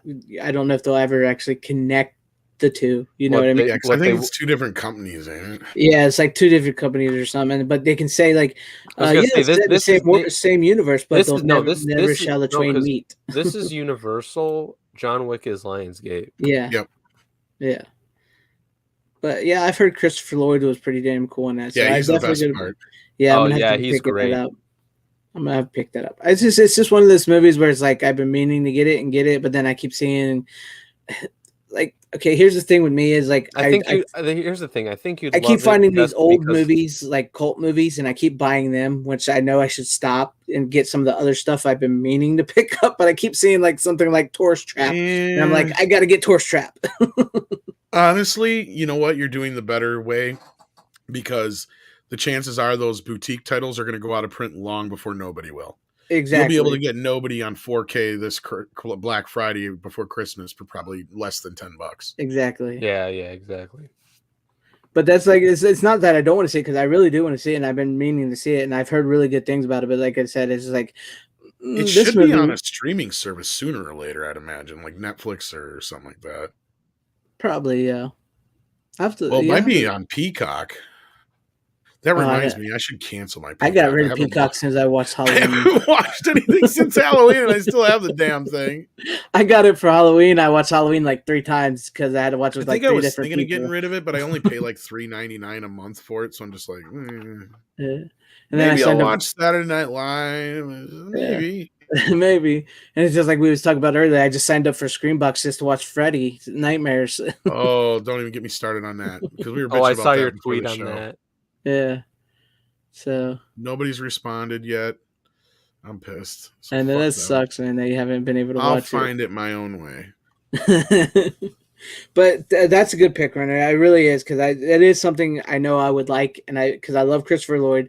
I think Bob Odenkirk is often an overlooked actor, so I really have been looking forward to see him try to play like sort of a tough guy fight comedy thing. So that sounds. Well, I believe he started out as more of a writer than he did an actor. Yeah, he was always. I remember that Because I believe he wrote on things like Ace Ventura, When Nature Calls, and a few other movies and stuff before he ever got big, if I remember right. Well, he's got a brother too, and I sometimes get him and his brother mixed up because his brother's like a director too and stuff like that. Oh yeah. There's Bob and there's God, trying to think. I think they're brothers. Is he the one that did that Kung Pao? Yeah. Oh. Yeah. So who's that? That's not Bob Odenkirk. That's the other one. Oh, what was it? It's something I can't remember his name. Yeah, I know it's something Steve else. Odenkirk? Steve Odenkirk. Yes. Yeah. Aren't they brothers? I don't know. We'll have to look that up. They are, and I think because if I'm wrong, then then the Steve Odenkirk. That I apologize if I'm wrong. No, their names are spelled differently. Oh, okay, yeah. I thought they were brothers because they looked so much alike. They do look similar, don't they? Yeah, I always thought they were. Yeah. That is my fault. I apologize. There's no connection then. See, I remember Bob Odenkirk from that show he did with the guy I don't like. He was in the Chipmunks movies. Mr. Show. Yeah. David Cross. David Cross. Yeah, I don't like David Cross, but I always found Bob Odenkirk funny. I always liked him from that. I like David Cross in the right roles.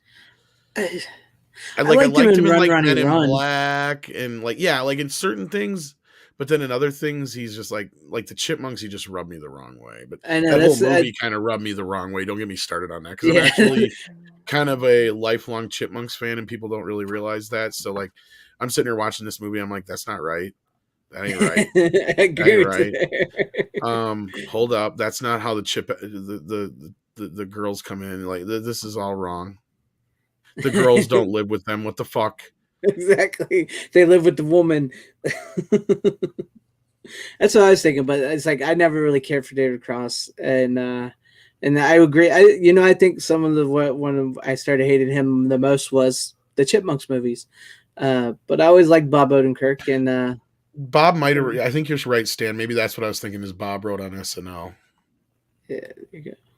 I could have swore they were brothers because they look so much alike. That's my. They do look very similar now. You think I thought they worked on something together too. That's why I thought that, but maybe I'm wrong. And then it says spelled Odie. No, I believe him. I believe him. I never really looked it up or anything. I just always kind of assumed it. Oh yeah, I did like him on Arrested Development. I thought he was kind of funny on that. Yeah, he was. But for the most part, I really didn't. I don't really care for his style. Jack of all casuals. You might not be wrong.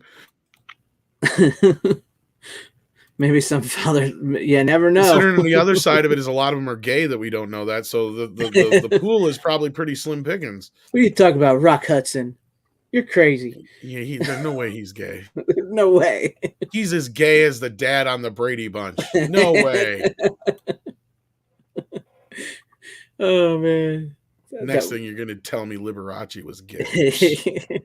What was that? Was that in Austin Powers? Like, who would have thought Liberace was gay? The women loved him. Yeah. That always cracked me up so much when I heard that. The women adored him or whatever. That's what sucked about that fucking commercial this last weekend is the commercial was actually pretty funny, but I'm like, the point of it is kind of dumb. And it's like they kind of half-ass stole the idea I'd come up with for Austin Powers 4. And that was, first of all, you got to make Dr. Evil again. Him being, the brother and being good is stupid. Just make him evil again. For whatever reason, they have a falling out. And to get back at Austin Powers, he's going to make the world everything that Austin hates, which is woke. Yeah. So he takes over the world through woke culture and social media. And that's why I was like, wait a minute, when he said we'll take over the world by saving the world, that's basically his whole thing in my idea. And of course Austin stops it, because his whole thing is like, we celebrated each other's differences in the 60s, man, and like all that. We fought for everybody's rights and to be individuals and stuff like that. And that would have been that's good. Hollywood would never let that fly. Nope. I know, Jack of all casuals. I couldn't believe it myself. The women adored him. Yeah, Saul Goodman is a great character. He was Next, so you'll be good at telling me Neil Patrick Harris is gay. that. That one actually did shock me when I found Yes that out. and no. I mean, it was more shocking because of the role he plays as himself in Harold and Kumar, and Yeah. I think he came out after that, if I remember right, and it was just like, huh. Yeah, it was Weird. like, yeah, because he like started to make a comeback with that movie, and then on How I Met Your Mother, and then all of a sudden it's like he's gay, and he's like, Yeah, what? same thing with how his character on How I Met Your Mother, same difference, right? Like it's Yeah, just that's why honestly it really did kind of shock me, but Steven, I think we all kind of Kevin Spacey was one of those that was a rumor for years. yeah, it's just Like so everybody years and knows years. we're okay with that here. It's just Yeah, no, but like Kevin Spacey was like his coming out was like a big duh. Like it was about as shocking as when Elton John came out of the closet. yeah, no It's like, way. yeah, we all kind of figured that out. Wait a minute, Elton John, this is the first time I'm hearing of this. Exactly. Like, yeah, yeah, you're kind of like 10 years behind everybody else on that one, buddy. We all Yeah. figured that out when you came out dressed like Donald Duck. True. You don't but wear yeah. those kind of glasses if you're straight, buddy. I'm just saying. Rock star or not. I don't care. But I'm a rock star, baby. Yeah, some hair bands got away with wearing some shit, but you know what? No. Yeah. That's You a good don't wear pickup, that though, kind Ronnie. of shit and then go pick up ladies afterwards. It just don't work that way. That's a good pickup, though, Runner. I like that. I'm definitely gonna be checking. Hijack that. That's cool, man. You know, but how about this? You watch Nobody tonight, and then I watch Meatballs tonight. How about that? I would watch Nobody tonight, but I'm be going right to bed as soon as we're done with this. I'm kidding. You can watch it I might anytime. actually have, if I haven't used it already, I might have a digital copy of Nobody. Oh, well, you can send that over to me because then I You'll will have watch to- that this I'll weekend. check them. If it's in my case, then the chances are pretty good that it's 50-50.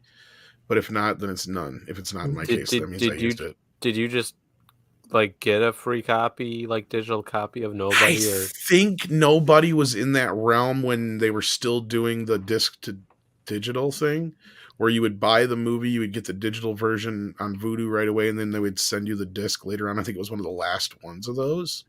But I could be wrong. So if that's the case, then that means I should have a digital copy still of it, because that means I already had a digital copy, so I'd never use the code. If you don't mind, if you feel but like I'll take it if you got I it. got into the habit though of just doing it when I got the movies now, so like I may have just done it, so I can't remember. That's understandable.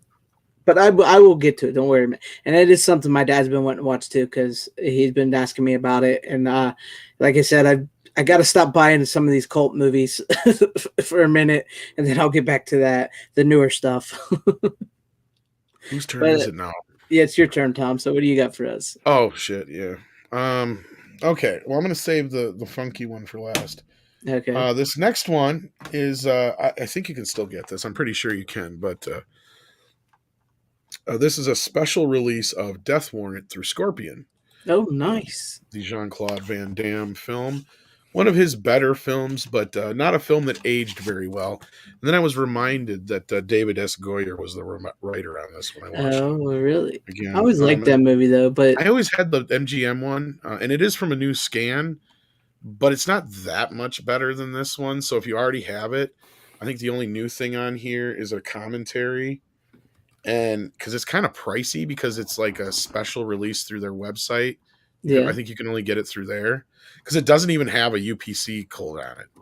Really? Like a normal, yeah. It doesn't even have anyone anywhere. None whatsoever. I have the other one you showed. So yeah. So honestly, I think actually, yeah, there's an interview or commentary with the director, an interview with Patrick Kilpatrick, and an interview with Art LaFleur and trailer. So there's a few extras on here. So I guess it depends on how much of a fan you are of the film. Because audio and visually, though, there is not that much of an upgrade. Just slightly. Even though it is a new scan, I don't think it's from the negative.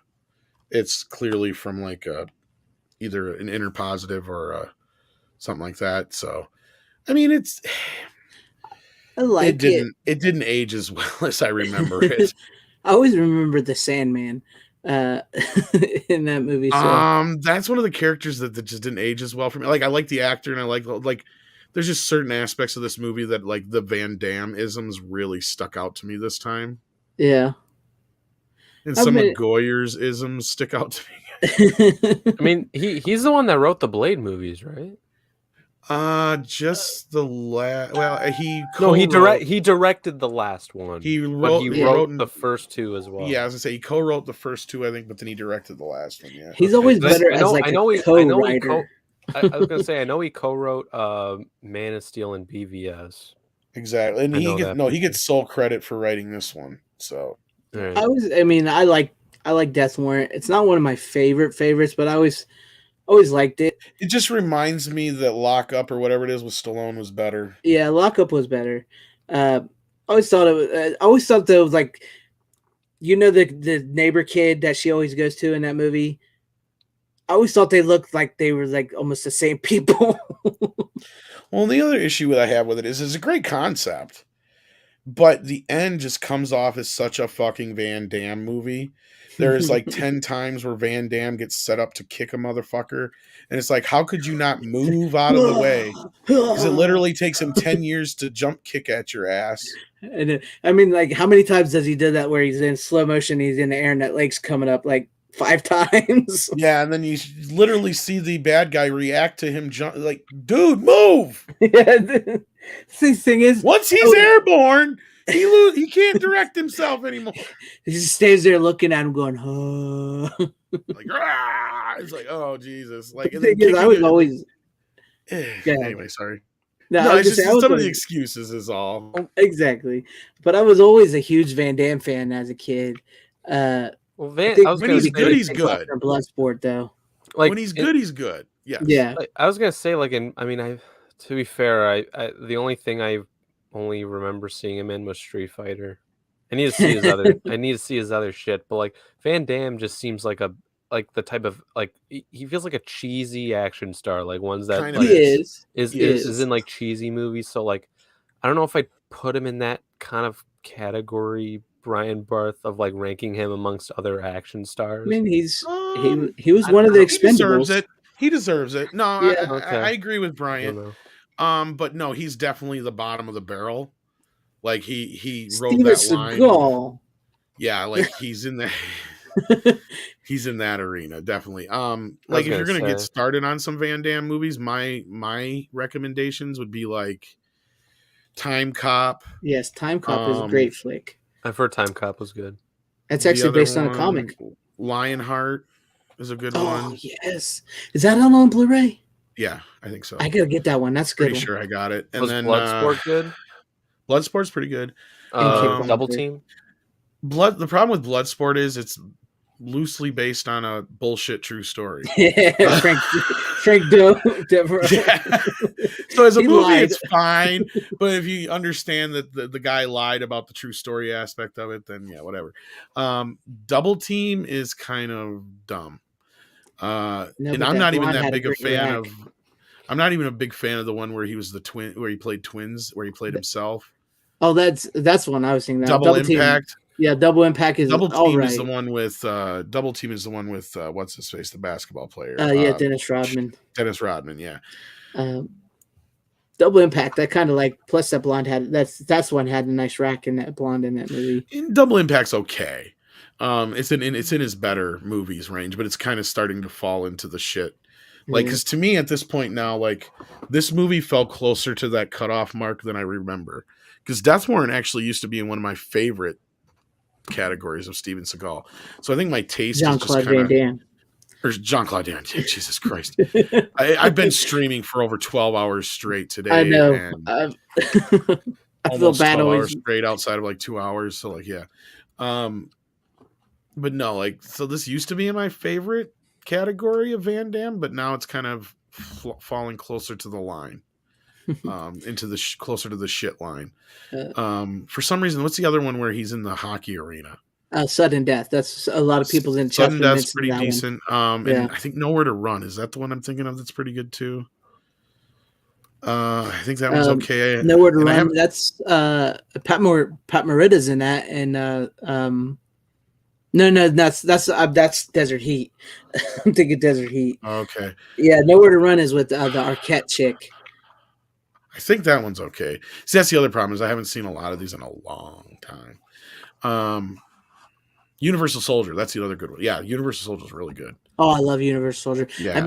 Have you got the 4K of that? Yes. Is it? How's that look? Because I got the Pretty Blu-ray. decent. It's an early studio canal 4K, so it's kind of on the. It's because I found it once for like $15, and I was thinking maybe it's not so good because it's only $15.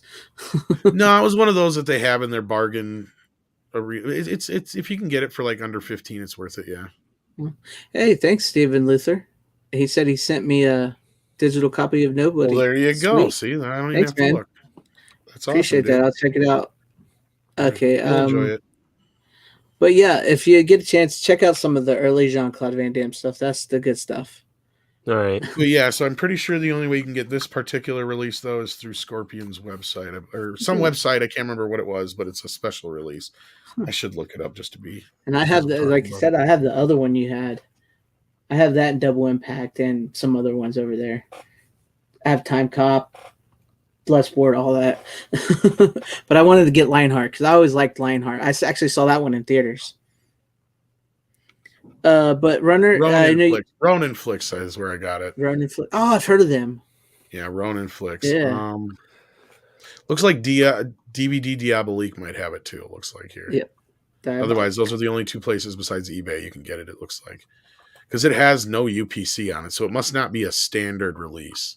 You know what I'm saying? Crazy. Yeah. Yeah. No Retreat, No Surrender. That's a good one. It's a really good cheesy one, and the sequels have nothing to do with that movie. And 4K looks like he was trying to beat me to the punch there, but yeah. Yeah.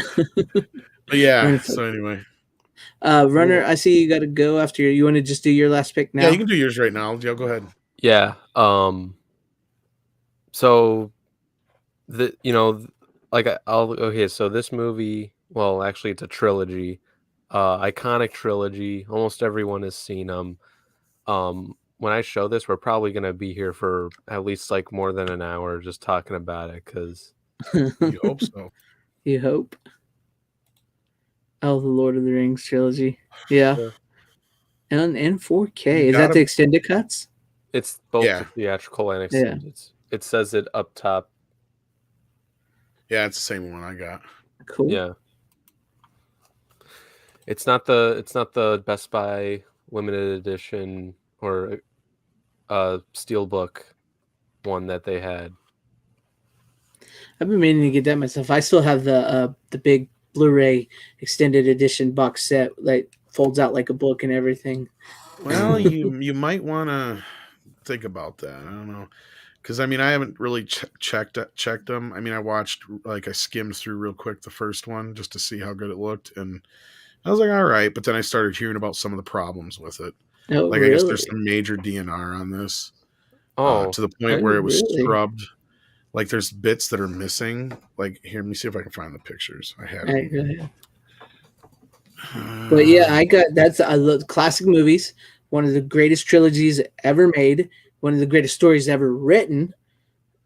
So yeah. I know a lot of people are gonna kill me for this, but I've only seen the theatrical cuts, all three movies. I need to see the extended. That. Yeah, I mean, like I said, it's hard enough to find 3 hours to watch a Batman movie. So. Okay. Hey. Here's the original 1080p version. Right. And then here's the 4K version. His staff got scrubbed into the background. I see that. Yeah. Because of the DNR. So yeah, you're getting a little jump in the boost, but not a lot. Because the problem being these movies have so many effects in them. They did scan and do the film stuff that was practical in 4K, but they had to upconvert the shit that's CG. Dang. And to make them look a little bit more smoother, because the Hobbits were shot in with over the 5K or 6K or whatever cameras, and they were finished in 4K from beginning to end or whatever. So to make them look more like the Hobbit, he put a bunch of DNR on it, just like he also, I don't know if you guys watched Get Back on Disney, but he applied so much fucking DNR to that 16. Yeah, I heard about that. He's got a love affair with it.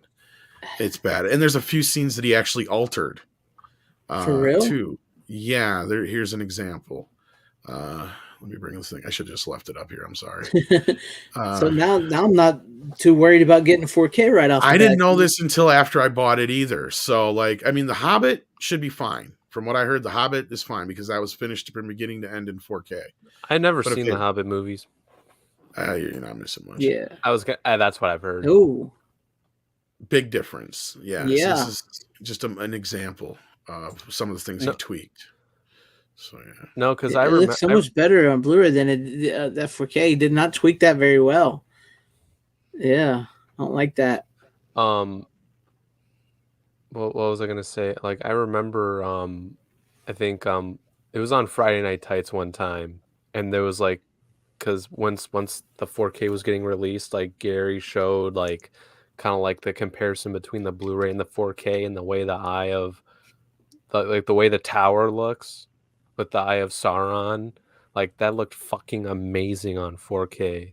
There is some stuff that looks really good. Like, don't get me wrong. Like, yeah, like when I saw that of how like bright, like more, no, because the Blu-ray looks like it's like whited out. Because I did watch some of it, because in 4K, in 4K it looks like beautiful and natural, and I'm like, fuck yeah, this looks awesome. For example, like a lot of the stuff that's in Hobbiton, since it's all practical and in camera in those bits, and it's all shot with mostly either forced perspective with the hobbits, or they have the little people in the costumes from behind and shit like that. That stuff looked great. And because I skimmed through the movie a little bit, but then I seen one of the action scenes that was a little more CGI heavy, and I could tell it was heavily DNI and up-converted and stuff. Yeah, like they did with the Gladiator, the original. Probably. I haven't seen Gladiator. I have it, but I haven't seen it yet. So. Oh man, they went DNR crazy on the original Blu-ray of Gladiator. I haven't seen the 4K one yet, but I know the Hopefully Blu-ray. They went right back to it then, because I have the 4K. I have the 4K too. I have the Blu-ray, and I've been meaning to get the 4K, but because of the DNR is really bad in the original. In that, I mean, it's really they like I don't know what they did, but I guess they figured it's like just do this. So yeah, it's bad on that one. It might have been at an early, like depends. It was like an early Blu-ray too. It was like Vista series or whatever they called it. Yeah, it's hard to say because that's one. If you might be, I might even remember that happening because I think that's because I never upgraded to Blu-ray. I finally got a new version of it on 4K. Part of it's just because I like it, but I've never been a huge fan of it, as some people are. But I think I just had my DVD for all these years, and I don't think I ever upgraded because I think I maybe heard something at that time about that. Yeah, that it just looked nasty on Blu-ray. So yeah, I mean it's bad. But like you said, I'm not a huge fan of Gladiator. I like the movie. I'll watch it every once in a while. But that's one reason why I haven't upgraded to the 4K is because like. I mean, I'll get to it. It's funny. Like I haven't watched Gladiator. Like I haven't watched like the full movie, but like it plays on cable every goddamn day. Yeah, like I it was one of those things that played a lot. Like I see my dad. Are you not entertained? Like I see my dad watch that movie every goddamn day almost. Oh jeez. Jesus Christ. I see what you did there, Stanley. That's kind of funny. Like my dad fucking loves Gladiator. It's a good movie, but it's not like over the top. But like Lord of the Rings, though, is good. I mean, those are just my dad's. Like, it's like you were born when, Runner? Because I was gonna say I think these movies came out just before you were born. Yeah, I think that came out in 2000, right? 2001 and 2002 and 2000. Oh no, Lord of the Rings. I thought. Oh, Lord of the Rings. Yeah. I was 2001, born 2002, and 2003. No, I was born when Return of the King came out. Yep. God. Yeah, because God, I remember going to see those opening night in theater. Right. It was fucking nuts. That was an experience. I'm not gonna lie. When I found out that the last Lord of the Rings movie was when I was like born or whatever, I was like, God damn it! I really wish I was like a teenager at least when those movies came out, because that would have been a hell of an experience. You know what pissed me off most about the Lord of the Rings? I walked out and I said, "We didn't get to see Gollum." You got to see glimpses of him. Yeah, like they allowed to see Gollum. I'm like, because I've been worried. I was like worried at that point because they kept him very like they didn't show him until the Two Towers came out. Yeah. Like it kept him very hush hush and what they were going to have him look like, because like everybody's like, well, what's he going to look like? Yeah. And what's he gonna look like? And all we heard was the whole screaming and shit. You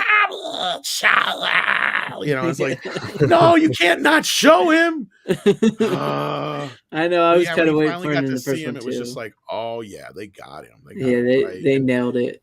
He And, was so perfect in the Two Towers. That's why I love that movie so much. Is you got all the Gollum stuff, him playing off of himself. And Yeah.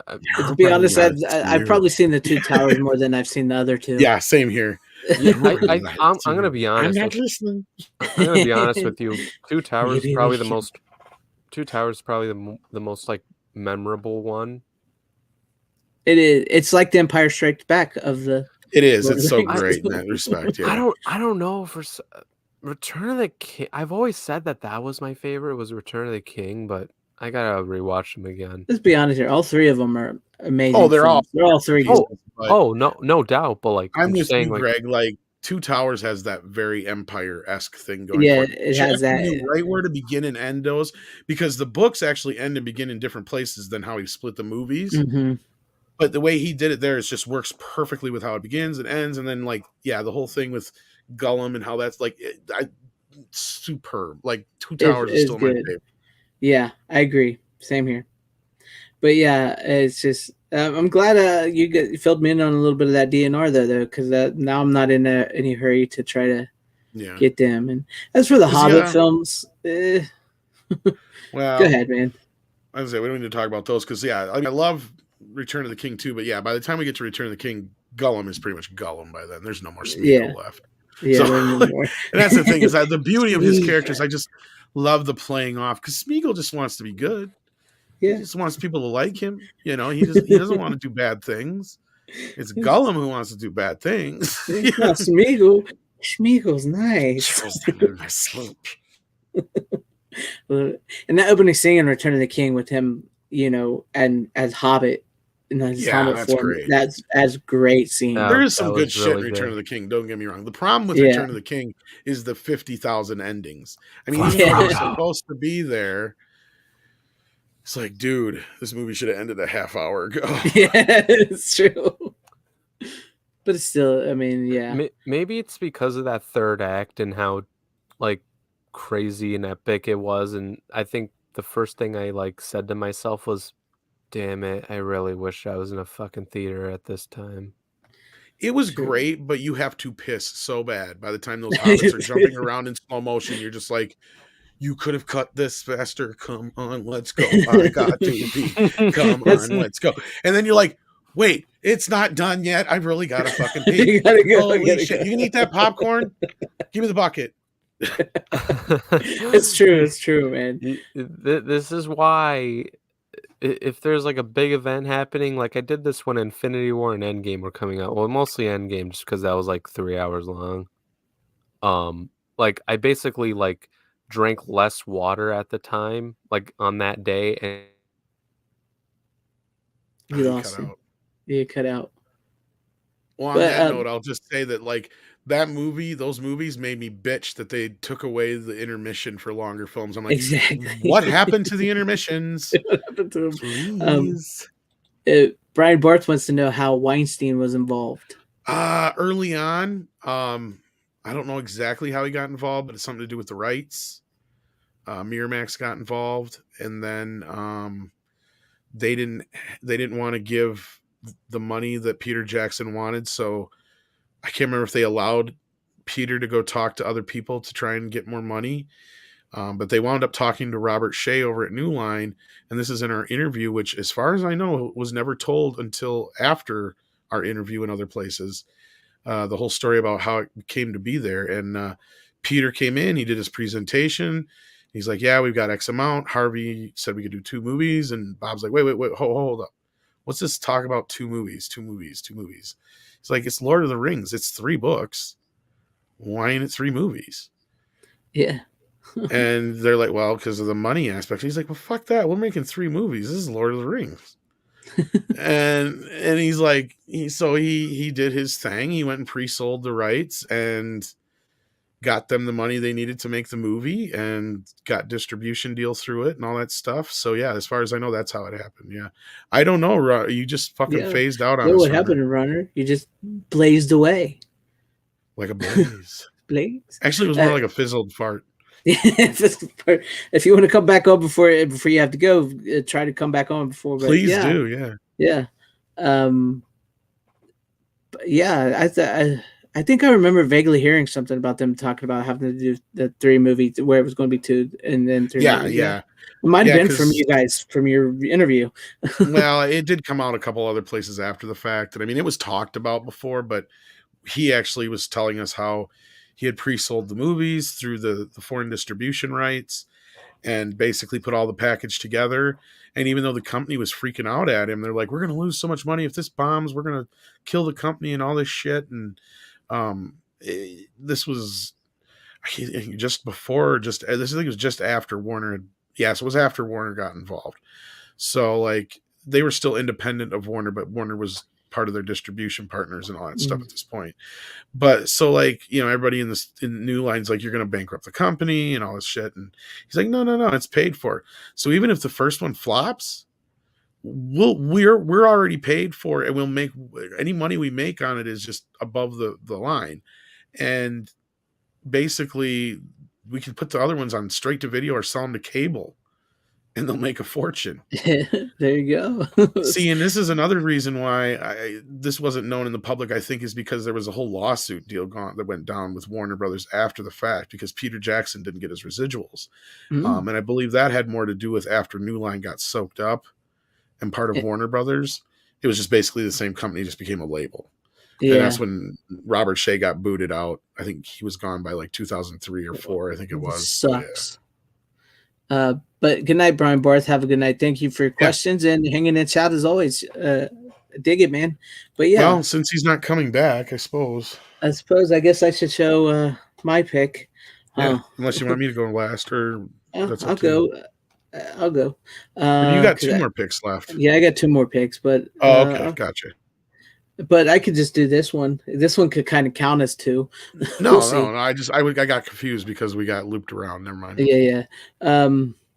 But I got Waxwork 1 and Waxwork 2, Lost in Time. I still need to get that.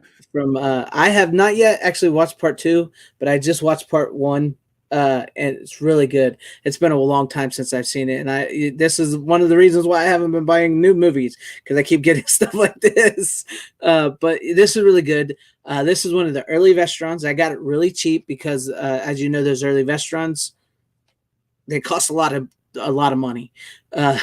This was number 3, and this comes. You get 1 and 2, they're on their separate disc, but the first one also comes with a 6-part documentary. So you're like getting 3 movies here. So it's really awesome. But yeah, I haven't watched Lost in Time yet, but the first one is beautiful. It's a great transfer. I haven't seen those for so many years. I know that's when I was watching. Played a lot on cable. I remember that. That's what I remember from cable. And then when I was watching this first one, which is actually it's the uncut version, I do believe. I wouldn't even know the difference. Like I said, I have not seen them since I was unrated version. Runner. It's unrated version, but it's good. I forgot how good it was, and like they play the classic monster movies for each one that goes into the wax vision or whatever world that they go into when they cross the barrier.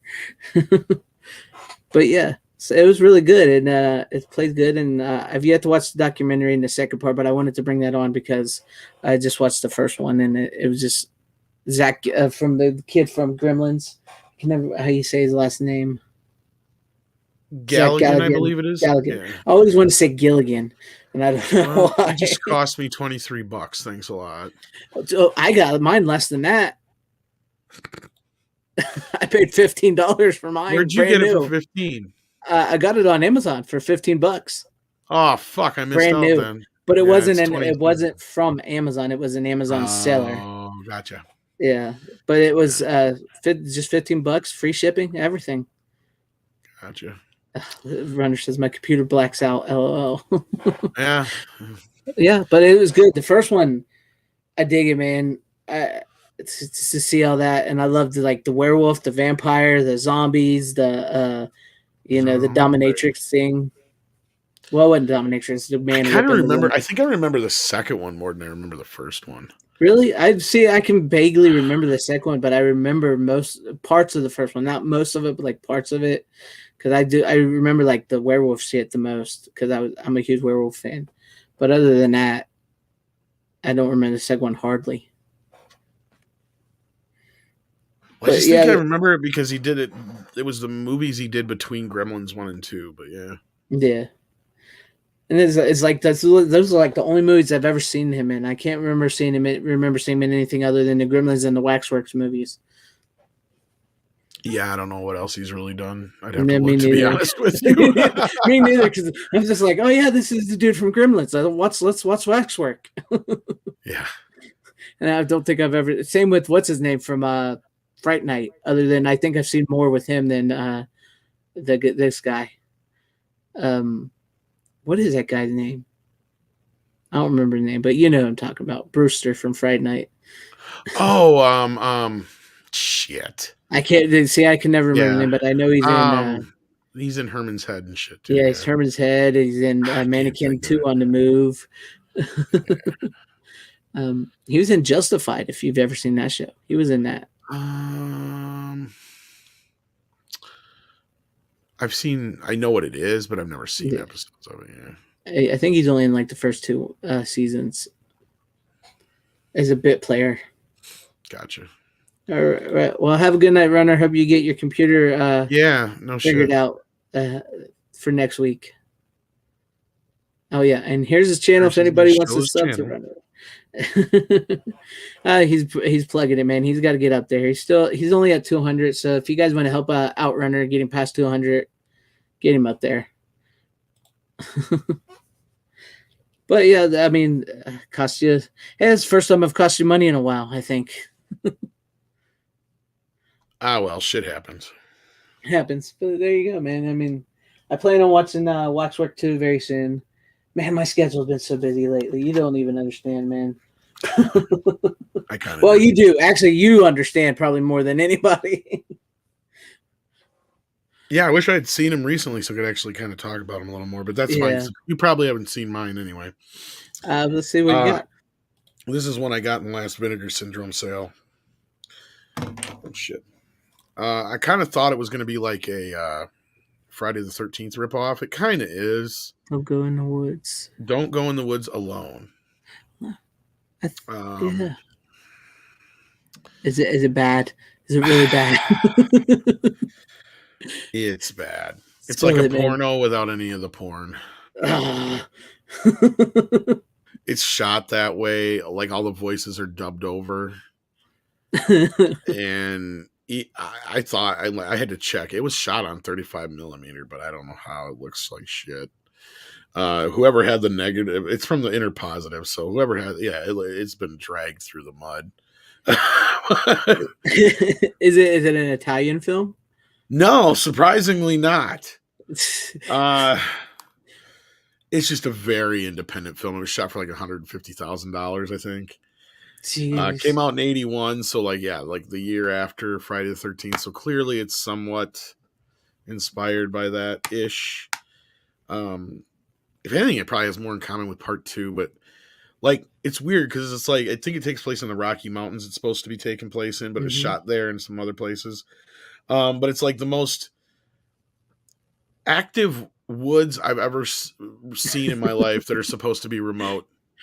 There's literally characters that just get introduced for 10 seconds and die.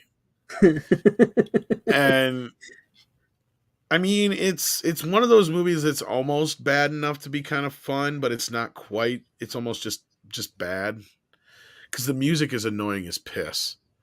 It has this like consistent, like, I don't even know how to explain it, but it goes like, clearly whoever did it on like a early synthesizer thing. Oh man. And it'll start out like boom, womp, womp, womp. And then there's boing, boing, boing, boing. And it just does this weird like fucking thing.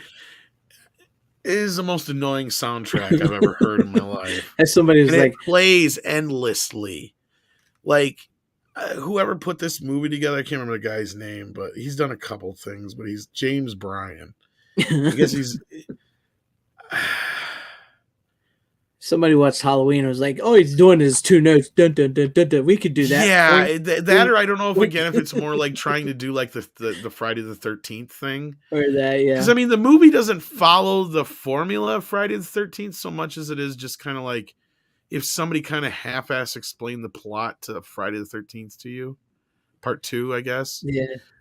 Because the killer is like just this. He's kind of like this. Madman of the woods, so he's like got a lot in common with Jason. I mean, he's not like mentally deficient in any way. He's just like he raised himself in the woods by wolves, or he was raised by wolves or something. Like they never really tell you. Like he's just kind of like, and at first it's weird because at first the way the movie's presented, it's almost like it's the woods killing people. Like, and it's weird. It's like there's like no entity, like it's like an entity or something's there doing things. It's like because you never see the guy, but you see like rocks and trees doing things. It's like, what the fuck is going on here? And then finally you get introduced to this idea that it's been this guy this whole time, and you're like, well, this just doesn't really make sense. But okay, whatever. Like, and it isn't even that long. It's only 82 minutes, but I found myself going, is this over yet? Oh, I hate when I you just get a didn't movie enjoy like that. it. I didn't have like any, and I usually love older films like this, especially just for the aesthetic and other reasons, but the actors are annoying and bad. and then their dubbing doesn't help. And even though I guess they're like 90% of the actors actually did their own dubbing. So it's not like they're being dubbed by actors who shouldn't sound that way. It's pretty bad when you're dubbing yourself and you sound exactly, and that's my point exactly. And they're bad actors. There's not one good actor in this entire movie. Like, and there's literally like this one guy who's in a wheelchair for some reason. He's just there all of a sudden going through the woods, just long enough to get hacked up. Yeah, that sounds like they were trying to rip off. That's what I'm saying. Like, it's like if somebody just randomly explained scenes from you from Friday the 13th Part 2, and you just like, okay, let's make that movie. You know, and that's what it's like. And because there's no real storyline to it, it's literally just like it starts off with some chick being chased through the fucking woods, much like the beginning of a Friday the 13th movie. And like I said, it appears like the woods kills her. Maybe they was like, Sam Raimi's doing an Evil Dead thing. What's he doing over there? Yeah, kind of like that, but not exactly, because it's almost all shot during the day. Because since they didn't have any money, so they shot it all during the day. Like there's only like 2 shots. Well, that's not totally true. There's a couple shots here and there at night. But here's the weird thing too, is like the movie was shot over 10 days. It literally feels like this movie takes place over 10 fucking days. And it's only 80-something minutes long too. Exactly. So like because you get introduced to these characters, and there's like these 2 couples, and they don't really do a good job of giving you really anything about who's coupling with who until later on, and even then it's still kind of ambiguous. And the one guy is just kind of like this lackadaisy, I could give a fuck, good looking, suave kind of guy, right? And he just kind of acts like a total douche. And then you have this other guy who's like knows everything about the woods, and of course that's where the title comes from, because he's going through all these things you're supposed to do when you're hiking and not hiking. And it is just annoying as piss. And the girls are not attractive, really. I mean, the redhead's okay, but they're like the way they're dressed, the way their hair's done, they're all very unattractive. They just found and the one chick is clearly like fucking the director or something, because there's no way she's an actress. Like that's how bad it is, and there's nothing really to like. That's the thing is, what's weird is this was on the Video Nasties, really, and I'm like, why? Like this is one of those that I'm seriously questioning why, because there's like no real nudity in it that I can recall, and the gore is so fucking fake looking. There is no real gore to speak of. There's like one dismemberment, but it's so bad. Oh man. And because most of the blood is like that, bright red stuff. It's but this is 81 when they actually had the stuff to do other stuff. But I can't remember. It even said in one of the things I read what they used for blood, but it was barbecue sauce and red food coloring. That's what it was. So it looks dumb. What did the guy look like? He just looked like a hillbilly motherfucker. Was he blonde? Covered in like, I don't know if he was blonde, but he was covered in mud and fucking just weird shit and like animal skins and like he had a big beard, big burly beard. So he looked more like if basically like if who's the guy on Gentle Ben? Oh yeah, shit. He's in Elves. Yeah, like if he got fat and fucking Dan went Haggerty, crazy, is it? yeah, You think about Dan and Haggerty? then grew out his beard a little bit more. I mean, yeah, it's just this big burly like. It's almost kind of like it's like if somebody watched or not really watched. That's the thing. If somebody just explained to somebody who was foreign, okay, let's just add in the mix. Even though there's no foreign in this thing at all, this is all American shot and everything. But just let's put in the in between. If you're explaining to somebody who's foreign the plots of Texas Chainsaw Massacre and Friday the 13th Part 2, and then they translated that to somebody else through their interpretation of what you just said on a different conversation, that's what this movie feels like. It is just so disconnected from reality. Like the way people act in it, and it is seriously just like set up a camera. Like it reminds me of when my friends and I would in high school, we would just set up a camera and fucking act like because we had no idea how movies were really, really made. I mean, we had an idea, but like, we didn't know how to edit. We didn't know how to set up different shots. We didn't know how to do the sound. We didn't know any of that shit. That's what it feels like. Even though the sound is okay because at least the voice wise, because they redubbed everything and they do pretty decent Foley work. But that soundtrack just gets so fucking droning and annoying that after a while, because at first you're like, it sounds like fake howling noise or something. Like there's something in the fucking thing. Because the first few times you hear it, you're like, is that supposed to be noise in the woods or is that the score? Because people actually react to it. It's weird. And it's like, what the fuck is this movie supposed to be trying to do? Because literally most of the movie is just this couple trucking through the woods, bickering with each other over stupid bullshit and there's no real storyline to it, no real characterization to it. Like the characterization I just gave you is basically it for the two guys. The two chicks, the redhead is mostly quiet and the black-haired chick is annoying. That's their characters.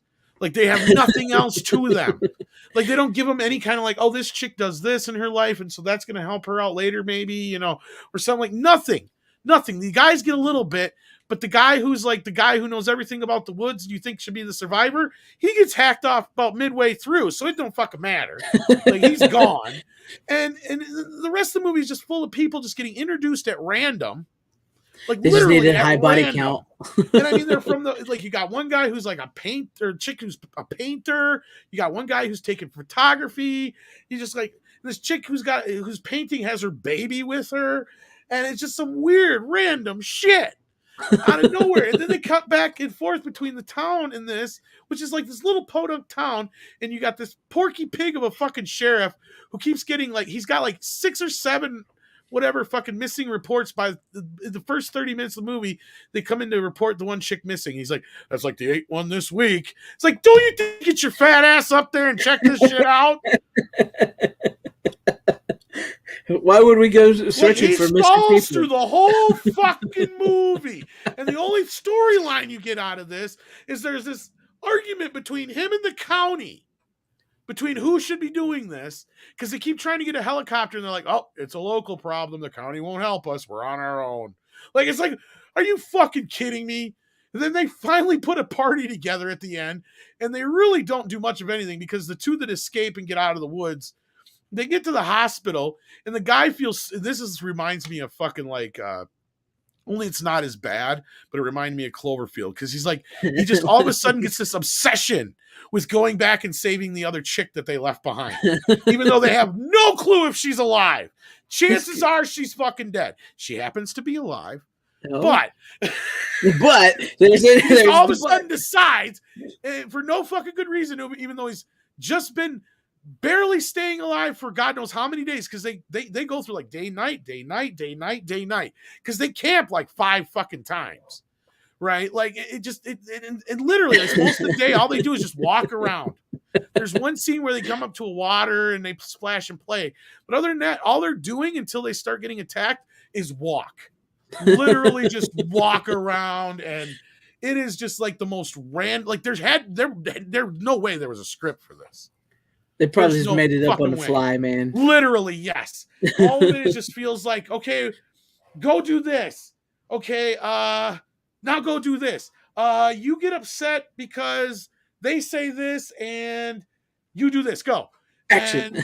Exactly. Like it literally feels like it's like, I don't know what it's barely a movie. I can't recommend it on like, I wish it was so bad. It was funny, but it's not. It's just in that limp. It's in that limp in between range because they clearly had film. They clearly had, the sound design helps it feel a little bit more professional. But between the music, the acting being so bad, but not bad enough that it's laughably bad, and there's just nothing to really kind of bring you into it, and the randomness of the other characters going into it, it just has like this. I can't see why it's on the Video Nasties list, but I can see why it's one of those obscure films because it is like the worst of the worst ripoffs of whatever said, Friday the 13th or Halloween film or whatever you want to put in there. Yeah. I would never even put like it does. It feels more like a Friday the 13th part 2 mixed with a little bit of maybe The Hills Have Eyes mixed with a little bit of Texas Chainsaw maybe. But like I think I even read somewhere the guy like had never even really seen much for horror movies or something like that, and this is the only horror movie ever made or something like that, and it shows. Like he clearly just made it to make some money. That's crazy. He just banked on the whole like Friday the 13th. Crazy. It's because the way you like described it, I would have thought the guy that made film was a horror fan and just was trying to emulate. No. And I was reading somewhere like I think he did. I don't know what he did otherwise, but they weren't horror films. I don't think. That's crazy. It was a few days ago when I watched it and I was reading the shit, but I was just so disappointed by it because like just the look of it and shit. I'm just like, oh yeah. That looks like the kind of, I love those kind of movies, right? I expect them to be cheesy. I expect them to be bad, but I want a storyline to follow. There's nothing for me to follow here. Unlike Tammy and the T-Rex, where at least I can tell you what happened. Exactly. I may not understand what happened, but I at least knew there was something going on. I get you, man. And that usually when you describe like movies like that, I'm like, oh, I gotta see that because I like bad movies, but that movie sounds bad. But that's exactly what the movie is, man. I mean, and it's actually on YouTube. I think you can watch it. So I don't know if I want to. You can sit there, yeah, you can just but just like I should have done that, and I probably will start doing that from now on with some of these. Like if I'm questioning, maybe I'll check it out, maybe I won't. I'm going to check them out a little bit on YouTube. Like even watch like a half hour or something, or 10, 15 minutes just to be like, okay, this might be worth checking out and actually owning. Because otherwise I've got a whole bunch of these now where some of them I've just been like I get it. I've heard of them and it's kind of cool to have them, but these are going to be some of the first ones I ever sell. If I sell some of my collection, I'll tell you. There you go. Have a good night, Stephen Luther, and enjoy Resident Alien. Thank you for sticking with us, and thank you for the nobody code. I'm going to get that here in a minute. So thank you. But there is a bunch of special features on here. Clearly, this director is in love with himself. There's like an hour documentary that he made himself that's clearly shot on video. I didn't watch it. That's kind of annoying. I probably wouldn't have watched that. Yeah, that sounds. There's even an autograph signing party. I mean, that's somebody who made a film like that, and it somehow got on the Video Nasties. So he's kind of got a big head on his shoulder because like he'll go to conventions and think he's like the shit. Exactly. And honestly, I wouldn't be surprised if they knew that was like a thing and they tried to get on the Video Nasties list just for that reason. Yeah, just for that, and just say like, "Hey, I'm a cult classic guy," Oh man, yeah, it does feel like somebody who just like, yeah, we're gonna cash in on making a horror movie, and they didn't get like somebody like John Carpenter to help or anything. You know what I mean? There's nothing here for that. Like, there's no like hidden gem here. There's no. I wish it was just so bad it was bad, like so we could be like it was just fun bad, like Night Wings, like that was fun. Yeah, if it's bad. Now, those are the kind of like fun bad movies. Exactly. Like, I know they're cheesy, I know they're bad, but it's got a fucking story I can follow. I don't care how stupid it is, and the effects being horrible adds to the charm. Yeah, right? exactly, exactly. And then, yeah, I think I'm with you. I probably start going through YouTube or something, skimming before you buy stuff like that, especially before you drop like $20 on something like that. I mean, I think I got this one for like 12 or 15, Oh, so that's it's not not bad. that bad. But you know, Vinegar Syndrome is not cheap. They're a Yeah, little they're bit not. more high end. Especially with when you want to get the slipcase too. It's like, Yeah, this one don't have the slipcase because this is an older one of their releases actually. yeah. Because it still has a DVD with it. But yeah, usually after you describe a movie like that, I'm like, I'm going to watch that. That one I don't want to watch. I mean, the poster is very misleading too. There's no chick with long hair in this movie that I remember. Maybe that chick in the beginning, but I don't know. Not even a good boob shot. No, and that's the thing is clearly the director has a type. You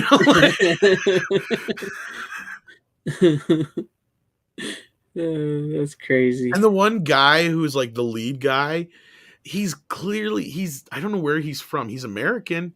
And I seen a little bit of an interview with him in the one part because I did scan through a little bit of the stuff. But he's got this weird kind of fucked up accent. I can't place it. And it's like weird because he sounds normal. He's fine once in a while, but then just certain words he mispronounces. He's one of those kind. I don't know if you know what I'm talking about, but there's certain actors and people who do that. Sometimes it's just like you look at him funny. You're just like, why do you suddenly sound like you're from Austria or some shit? Yeah. Either he's had his family's from that area and his grandmother or something talked to him like that, so he's got that part. And I'm from Wisconsin, so I've heard some pretty varied accents. Okay, like especially if you got somebody who's got a lot of Czech in their blood around here, and then or you get to some of the upper parts of the state, you get the don't you knows and all that kind of shit. But like, and there's certain women, like I heard a voice the other day. I'm like, oh yeah, you can tell that chick's from northern Wisconsin. Like, yep, she's from northern Wisconsin. It just has that voice. There's just a voice that women have, especially when they become a mother.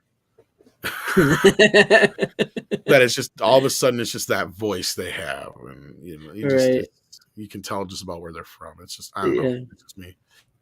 But yeah, that's about all the best I had for this week. What else you got for us? Well, my last one's I guess it's I kind of brought it for Runner to see, but he's gone. But I got the Punisher, the extended cut, which we still have yet. Yeah, which we still have not got.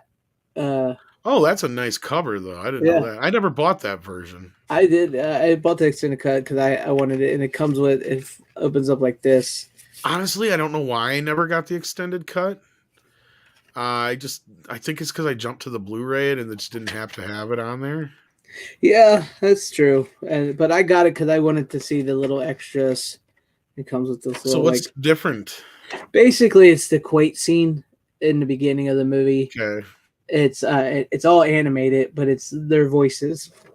Oh, really? So it's not even a true director's cut?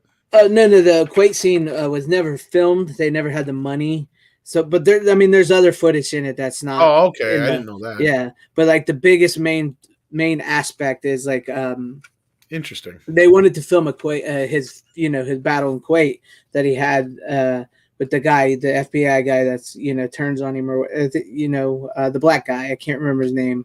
Well, now that pisses me off even more that they didn't restore that for a 4K edition, because that 4K steelbook that's coming out that everybody's so giddy about, it's just a re-release of the other 4K that's just a theatrical over. Exactly, yeah. So that's why I was really hoping they would put this. This has never been put on Blu-ray. This is still just DVD. Yeah, not even standard Blu-ray. Yeah. But yeah, it's got 17 extra minutes, and most of that 17 extra minutes it's an animated Kuwait scene. They wanted to shoot it, but they didn't have the money. But they used like his voices and the I can't remember the other FBI guy with him, the black guy that's with him.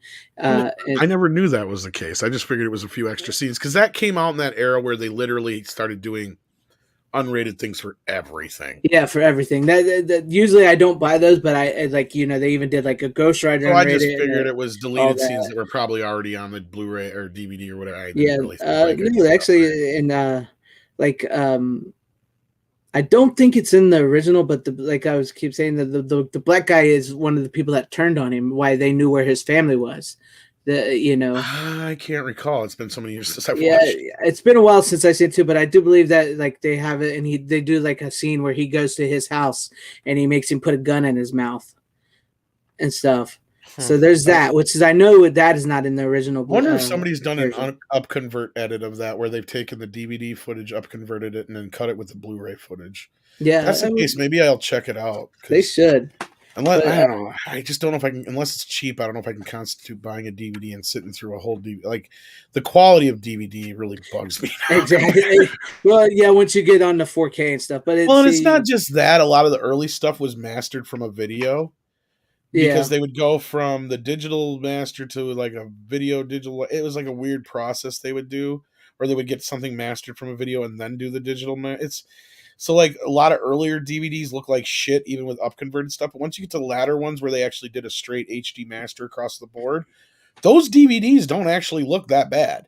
There is some DVDs from them the latter few releases that I would put up against some of the Blu-rays that are like, if you got a decent upconvert system, they look pretty goddamn good. Right. And some animated stuff, as long as it's mastered in film and then processed to DVD, I've had some of that stuff upconvert look really good.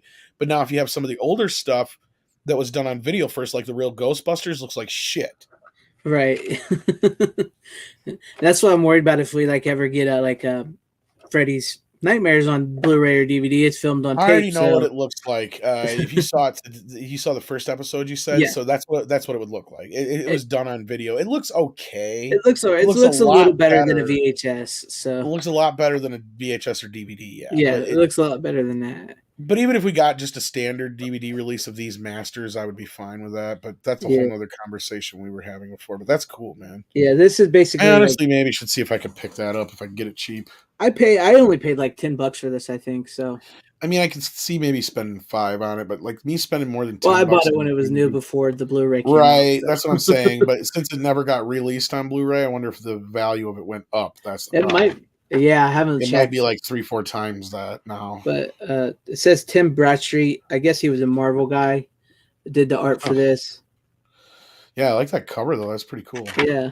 So like that's the biggest selling point is like they wanted to tell the Kuwait scene about who Frank and his partner was, and so like when he betrays him later on in the film. Yeah, I never really talked to anybody about the director's cut. Only thing that's ever come up is just the fact that it never got carried over to Blu-ray. And yeah, which is weird because this is actually one of those rare director's cut where it's actually worth the director's cut, the extended cut of the film. So sounds a lot like it, yeah. Yeah, but yeah, that's that's what brought that on there, and yeah, so that's that. But I do have the Blu-ray that. Cool. So yeah. It's not a great story like your Vinegar Syndrome bad movie, but well, that's why I saved that one for last because I knew that was gonna be easy.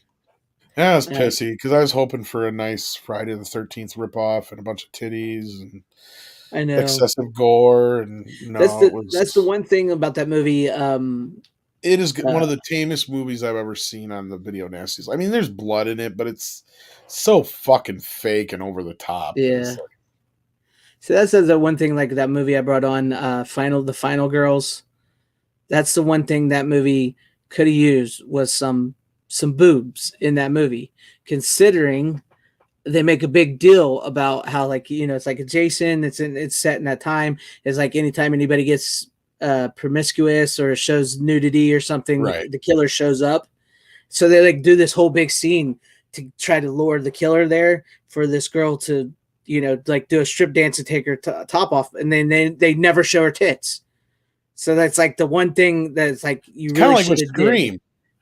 Yeah, like where that's the first time I remember doing that tease shit.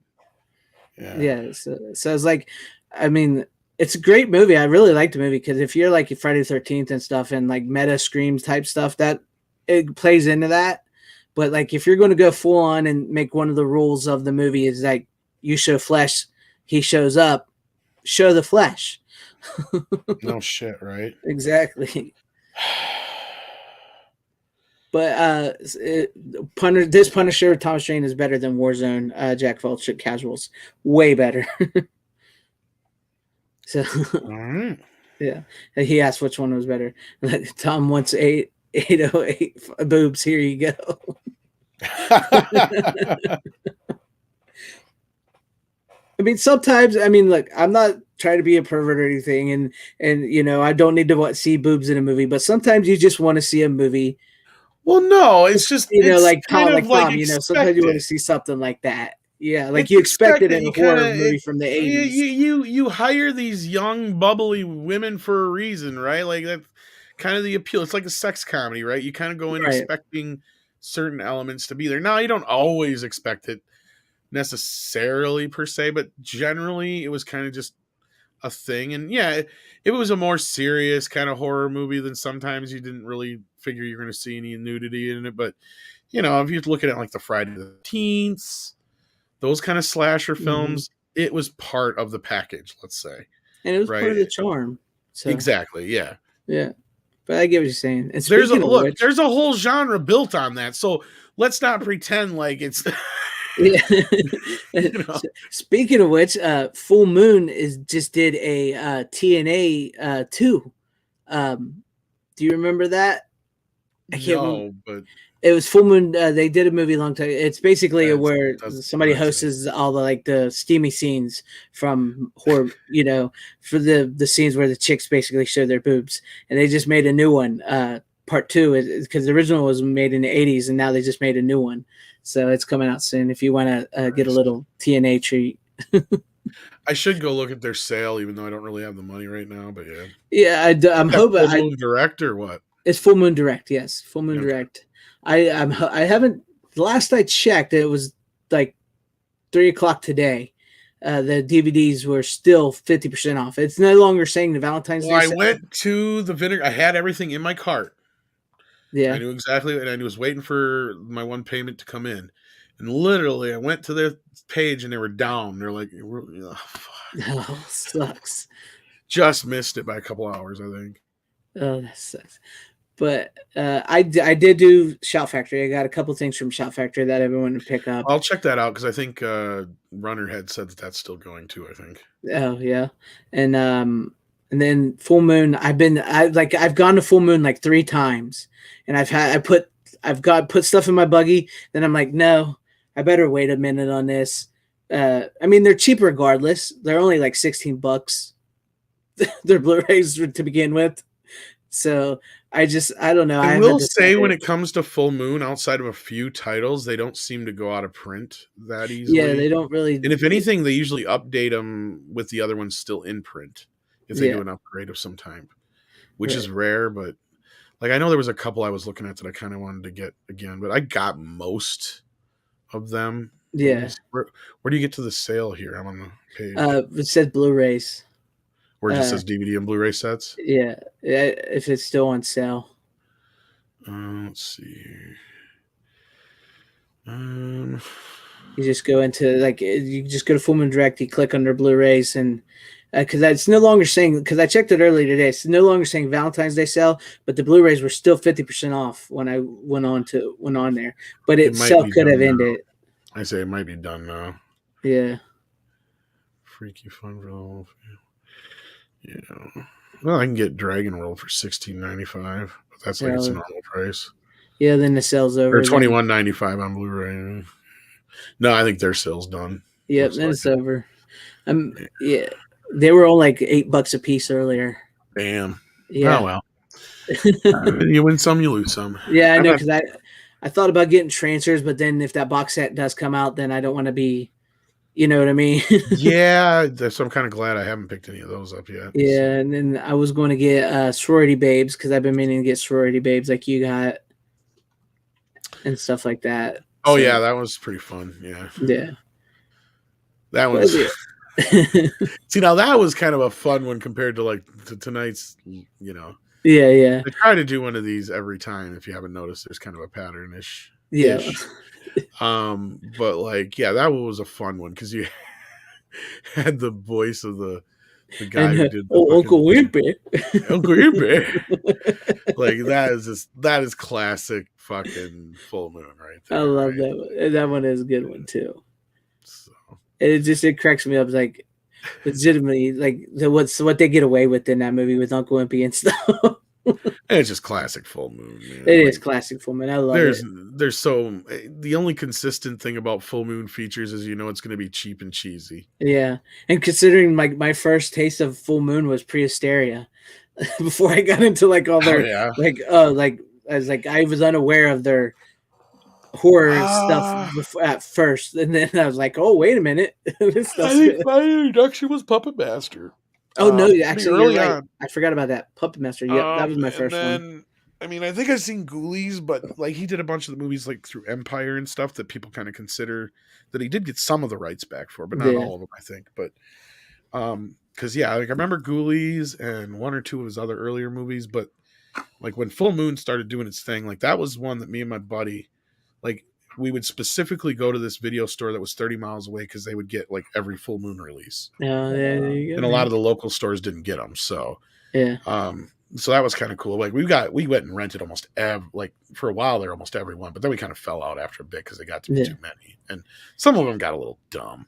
Yeah, they're not all great. They're not all gems. But for that age, when you're like a young kid into horror, it was like the perfect time, the perfect tone. It was not sadistic enough to be considered something that you should only be watching as an adult, but yet it was not PG or PG-13 enough in most cases. Some cases there was some PG-13 stuff, but like even Puppet Master, right? Like it doesn't have a mean-spiritedness to it or anything like that, right? I mean, like he didn't at one point the puppets become good. Exactly. Like they didn't really ever have like a mean streak to them, and there was some overtness to them. But I think part of it was because I think I read somewhere, because I did interview Richard Band, but I don't think he talked about his brother too much. We talked more about his just scoring of the movies he did. Yeah. But like from my recollection from reading up on it a little bit, like I don't think Charlie was ever so much of a horror fan as he just saw it as a way to make movies that made money. Right. I think he was more into like the women thing. Yeah. To be honest with you. And he still is, because he's making a new movie called Attack of the 50-Foot Cam Girl. Yeah, like I mean, that's the whole other thing is you have like 3 or 4 sides basically to Full Moon. You had the horror element, you had the children's side of things, which they would do a lot of stuff for too. Yeah, family, children. Then you would have like the more action-oriented PG-13 range stuff, and then you would have the adult side of things. Right. Like, yes, like it was all just like he would just have flat out like sex comedies and shit. Yeah. Skinamax type stuff. Let's say. I love Full Moon. They a little soft core. But yeah, I always forget at first the Puppet Master. But yes, Puppet Masters was my first taste of Full Moon, like maybe the first 3, and then Prehysteria. Then I was like, Prehysteria and Puppet Masters are in the same, made by the same people, like company thing. That's what got me. That's what threw me.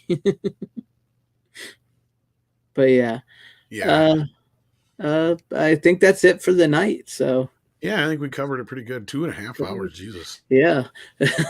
Sometimes these go on longer than expected. I look forward to this show, though, because it's the one time of the week we don't have to talk about a bunch of shit that I normally get stuck talking about over and over again. And, it's just, a lot of times these movies I watch, for reasons, like Stripes, obviously.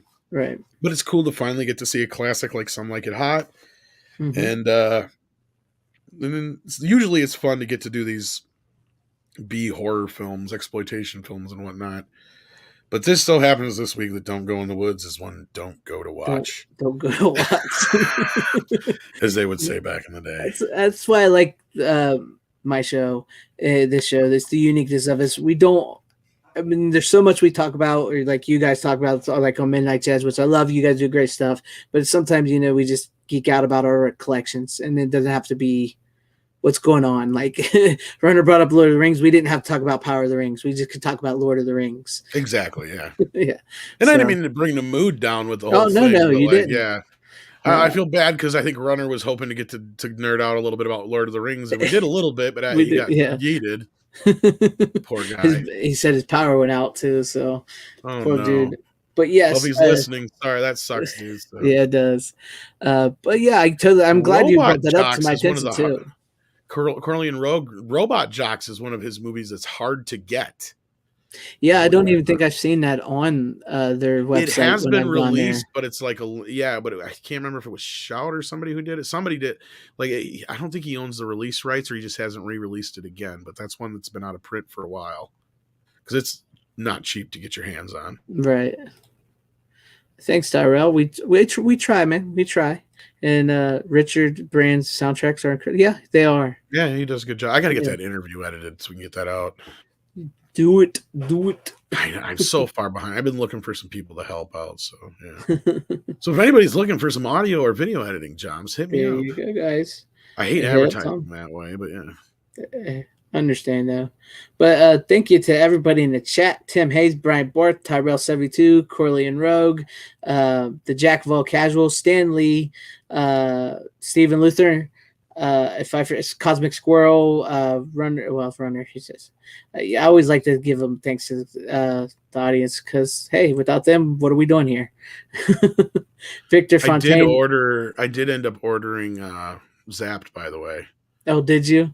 I had it in my shopping cart and I watched it because there was originally, I think, like 8 copies left or whatever. And I watched it go down until it was like 1 copy. I'm like, all right, fuck, I better get it now. Better get it. Nice. Oh, there you go. Because Lord knows if they'll restock and if they do, how much it'll be or whatever. Yes. Because if it's an olive one, then it's probably a limited release anyway. So yeah, and it's just got the movie on it. There's like no special features, so you never know. I don't see it getting re-released anytime soon. Yeah, neither do I, especially with everything with him, you know. Well, just in general, like there's some of these movies we're lucky that they even got a release to begin with. Yeah, it's true because I do try to count that when I bitch about some of these movies. Keep in mind, but yeah. The ones I hate is when we get 20 different fucking releases of the same fucking movie over and over. It's nothing different. Exactly. Like we've hit this age of the cover. Like that's the new variant cover, right? Exactly. And I kind of hate it. I'm not the hugest fan of steelbooks. Sometimes we get some cool ones. I agree. I like steelbooks, but I'm not more than I have before. But I've gotten this because, like, if something goes wrong, something gets broke on that steelbook, I can't replace it. Right. It means I got to make my own cover. And on top of that, they're not giving me a good reason for these re-releases. Like, I'm sick and tired of getting 15 releases of the same fucking disc. 15 same releases of Terminator 2 with different cases. Exactly. Yeah. You name it. Put insert whatever here because it's happened with quite a few films, and very rarely is it worth upgrading it's not even an upgrade. Let's say. Like at least with the Terminator one, I'll give them credit for the fact that this time they at least put that other disc in there, so you have that the documentary that was on the foreign release. Right. For those who imported it, like I did, to get the 3D version before, got fucked because we already got that. So the cool thing is I got the cover, but I already had the extra bonus that anybody else would have gotten any monetary value out of. Right. So yeah, because it's the same exact scan, it's the same exact print. There's nothing different. It's all the same. So no buying the 8K versions, Tom? Honestly, I don't think they'll ever get to that point. Yeah, I don't think if they use 6 or 8K for anything, it will probably be for like 3D. Yeah. Like if 3D makes a comeback, because then you'd actually be able to have true 4K to each eye. Because that's the problem we ran into. Like, 3D was great on 1080p TVs, but unless you had a progressive 3D TV, it was only 720p to each eye. So you're getting a downgraded picture image, actually. That's crazy. But yeah, I agree with you. So as the passive 3D has to downgrade it because of how it's done. The passive was a little easier to deal with. So, but give us some like new releases of films instead of the same film released 100 times. Oh, this one's got a steelbook. Oh, this one's got a special slipcase cover.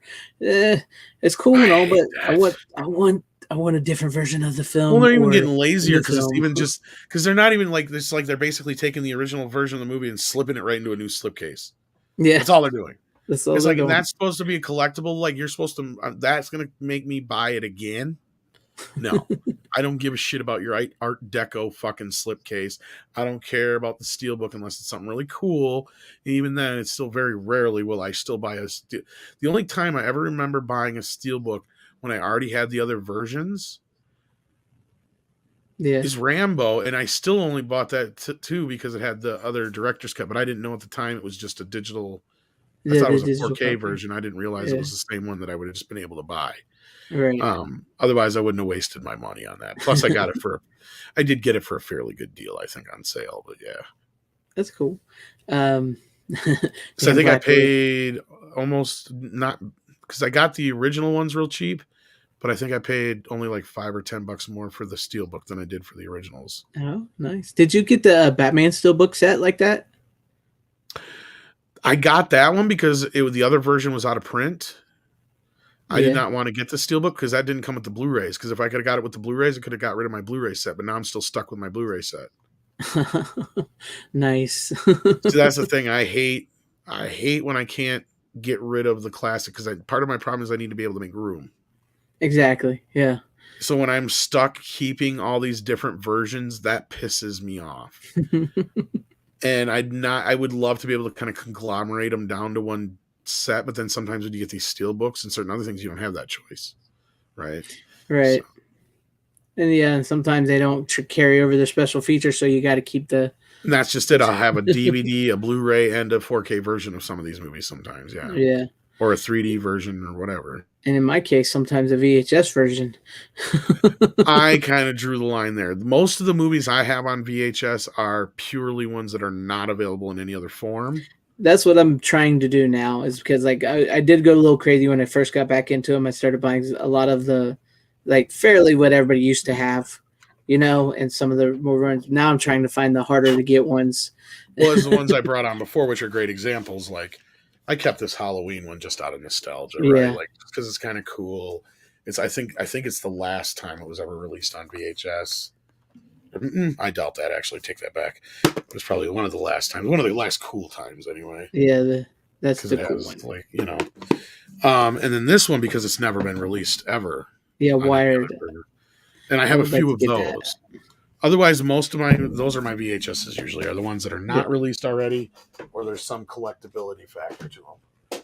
Because otherwise, like now, this one is one that I bought way back in the day because it wasn't available, but now it's available on Blu-ray. Yeah, the Willard. Honestly, I'd probably sell this to you or give it to you. Actually, I wouldn't even sell it to you. I'd just give it to you. Yeah. Because it probably cost me more to send it to you than what it's actually worth. Yeah. Even though I think I paid like $40 or $50 for this back in the day, but yeah. Yeah. That's crazy, man. But yeah, man, I've been going through some of the prices of VHSs. Through the movie. I didn't listen to the sticker. Please, you didn't rewind. Tom didn't rewind, everybody. Which is bad too, because I actually transferred this to DVD early on. So, because I got a hold of Ben and I made DVDs pretty early on. Yeah. But yeah, man, it surprises me on some of the prices on the VHSs. It's like there was one there's like a Blu-ray. I can't even remember the name of the movie or the Blu-ray at the moment, honestly. But it was like I bought the Blu-ray and it bought the Blu-ray for like $12, and then I went to see the VHS, and the VHS is going for like almost $60, and I'm like, I just keep the Blu-ray. And I'm into the collecting the VHSs, but man, it's hard to get some of them cool ones. But yeah, that's it for the night, guys. Thank you everybody in the chat. Thank you, Tom, for coming on. Thank you, Runner. I know if you're still listening, I appreciate it. It's a great show. I had fun tonight. Thanks, guys. And as we go, we'll have this for you. How you doing? Bitches leave.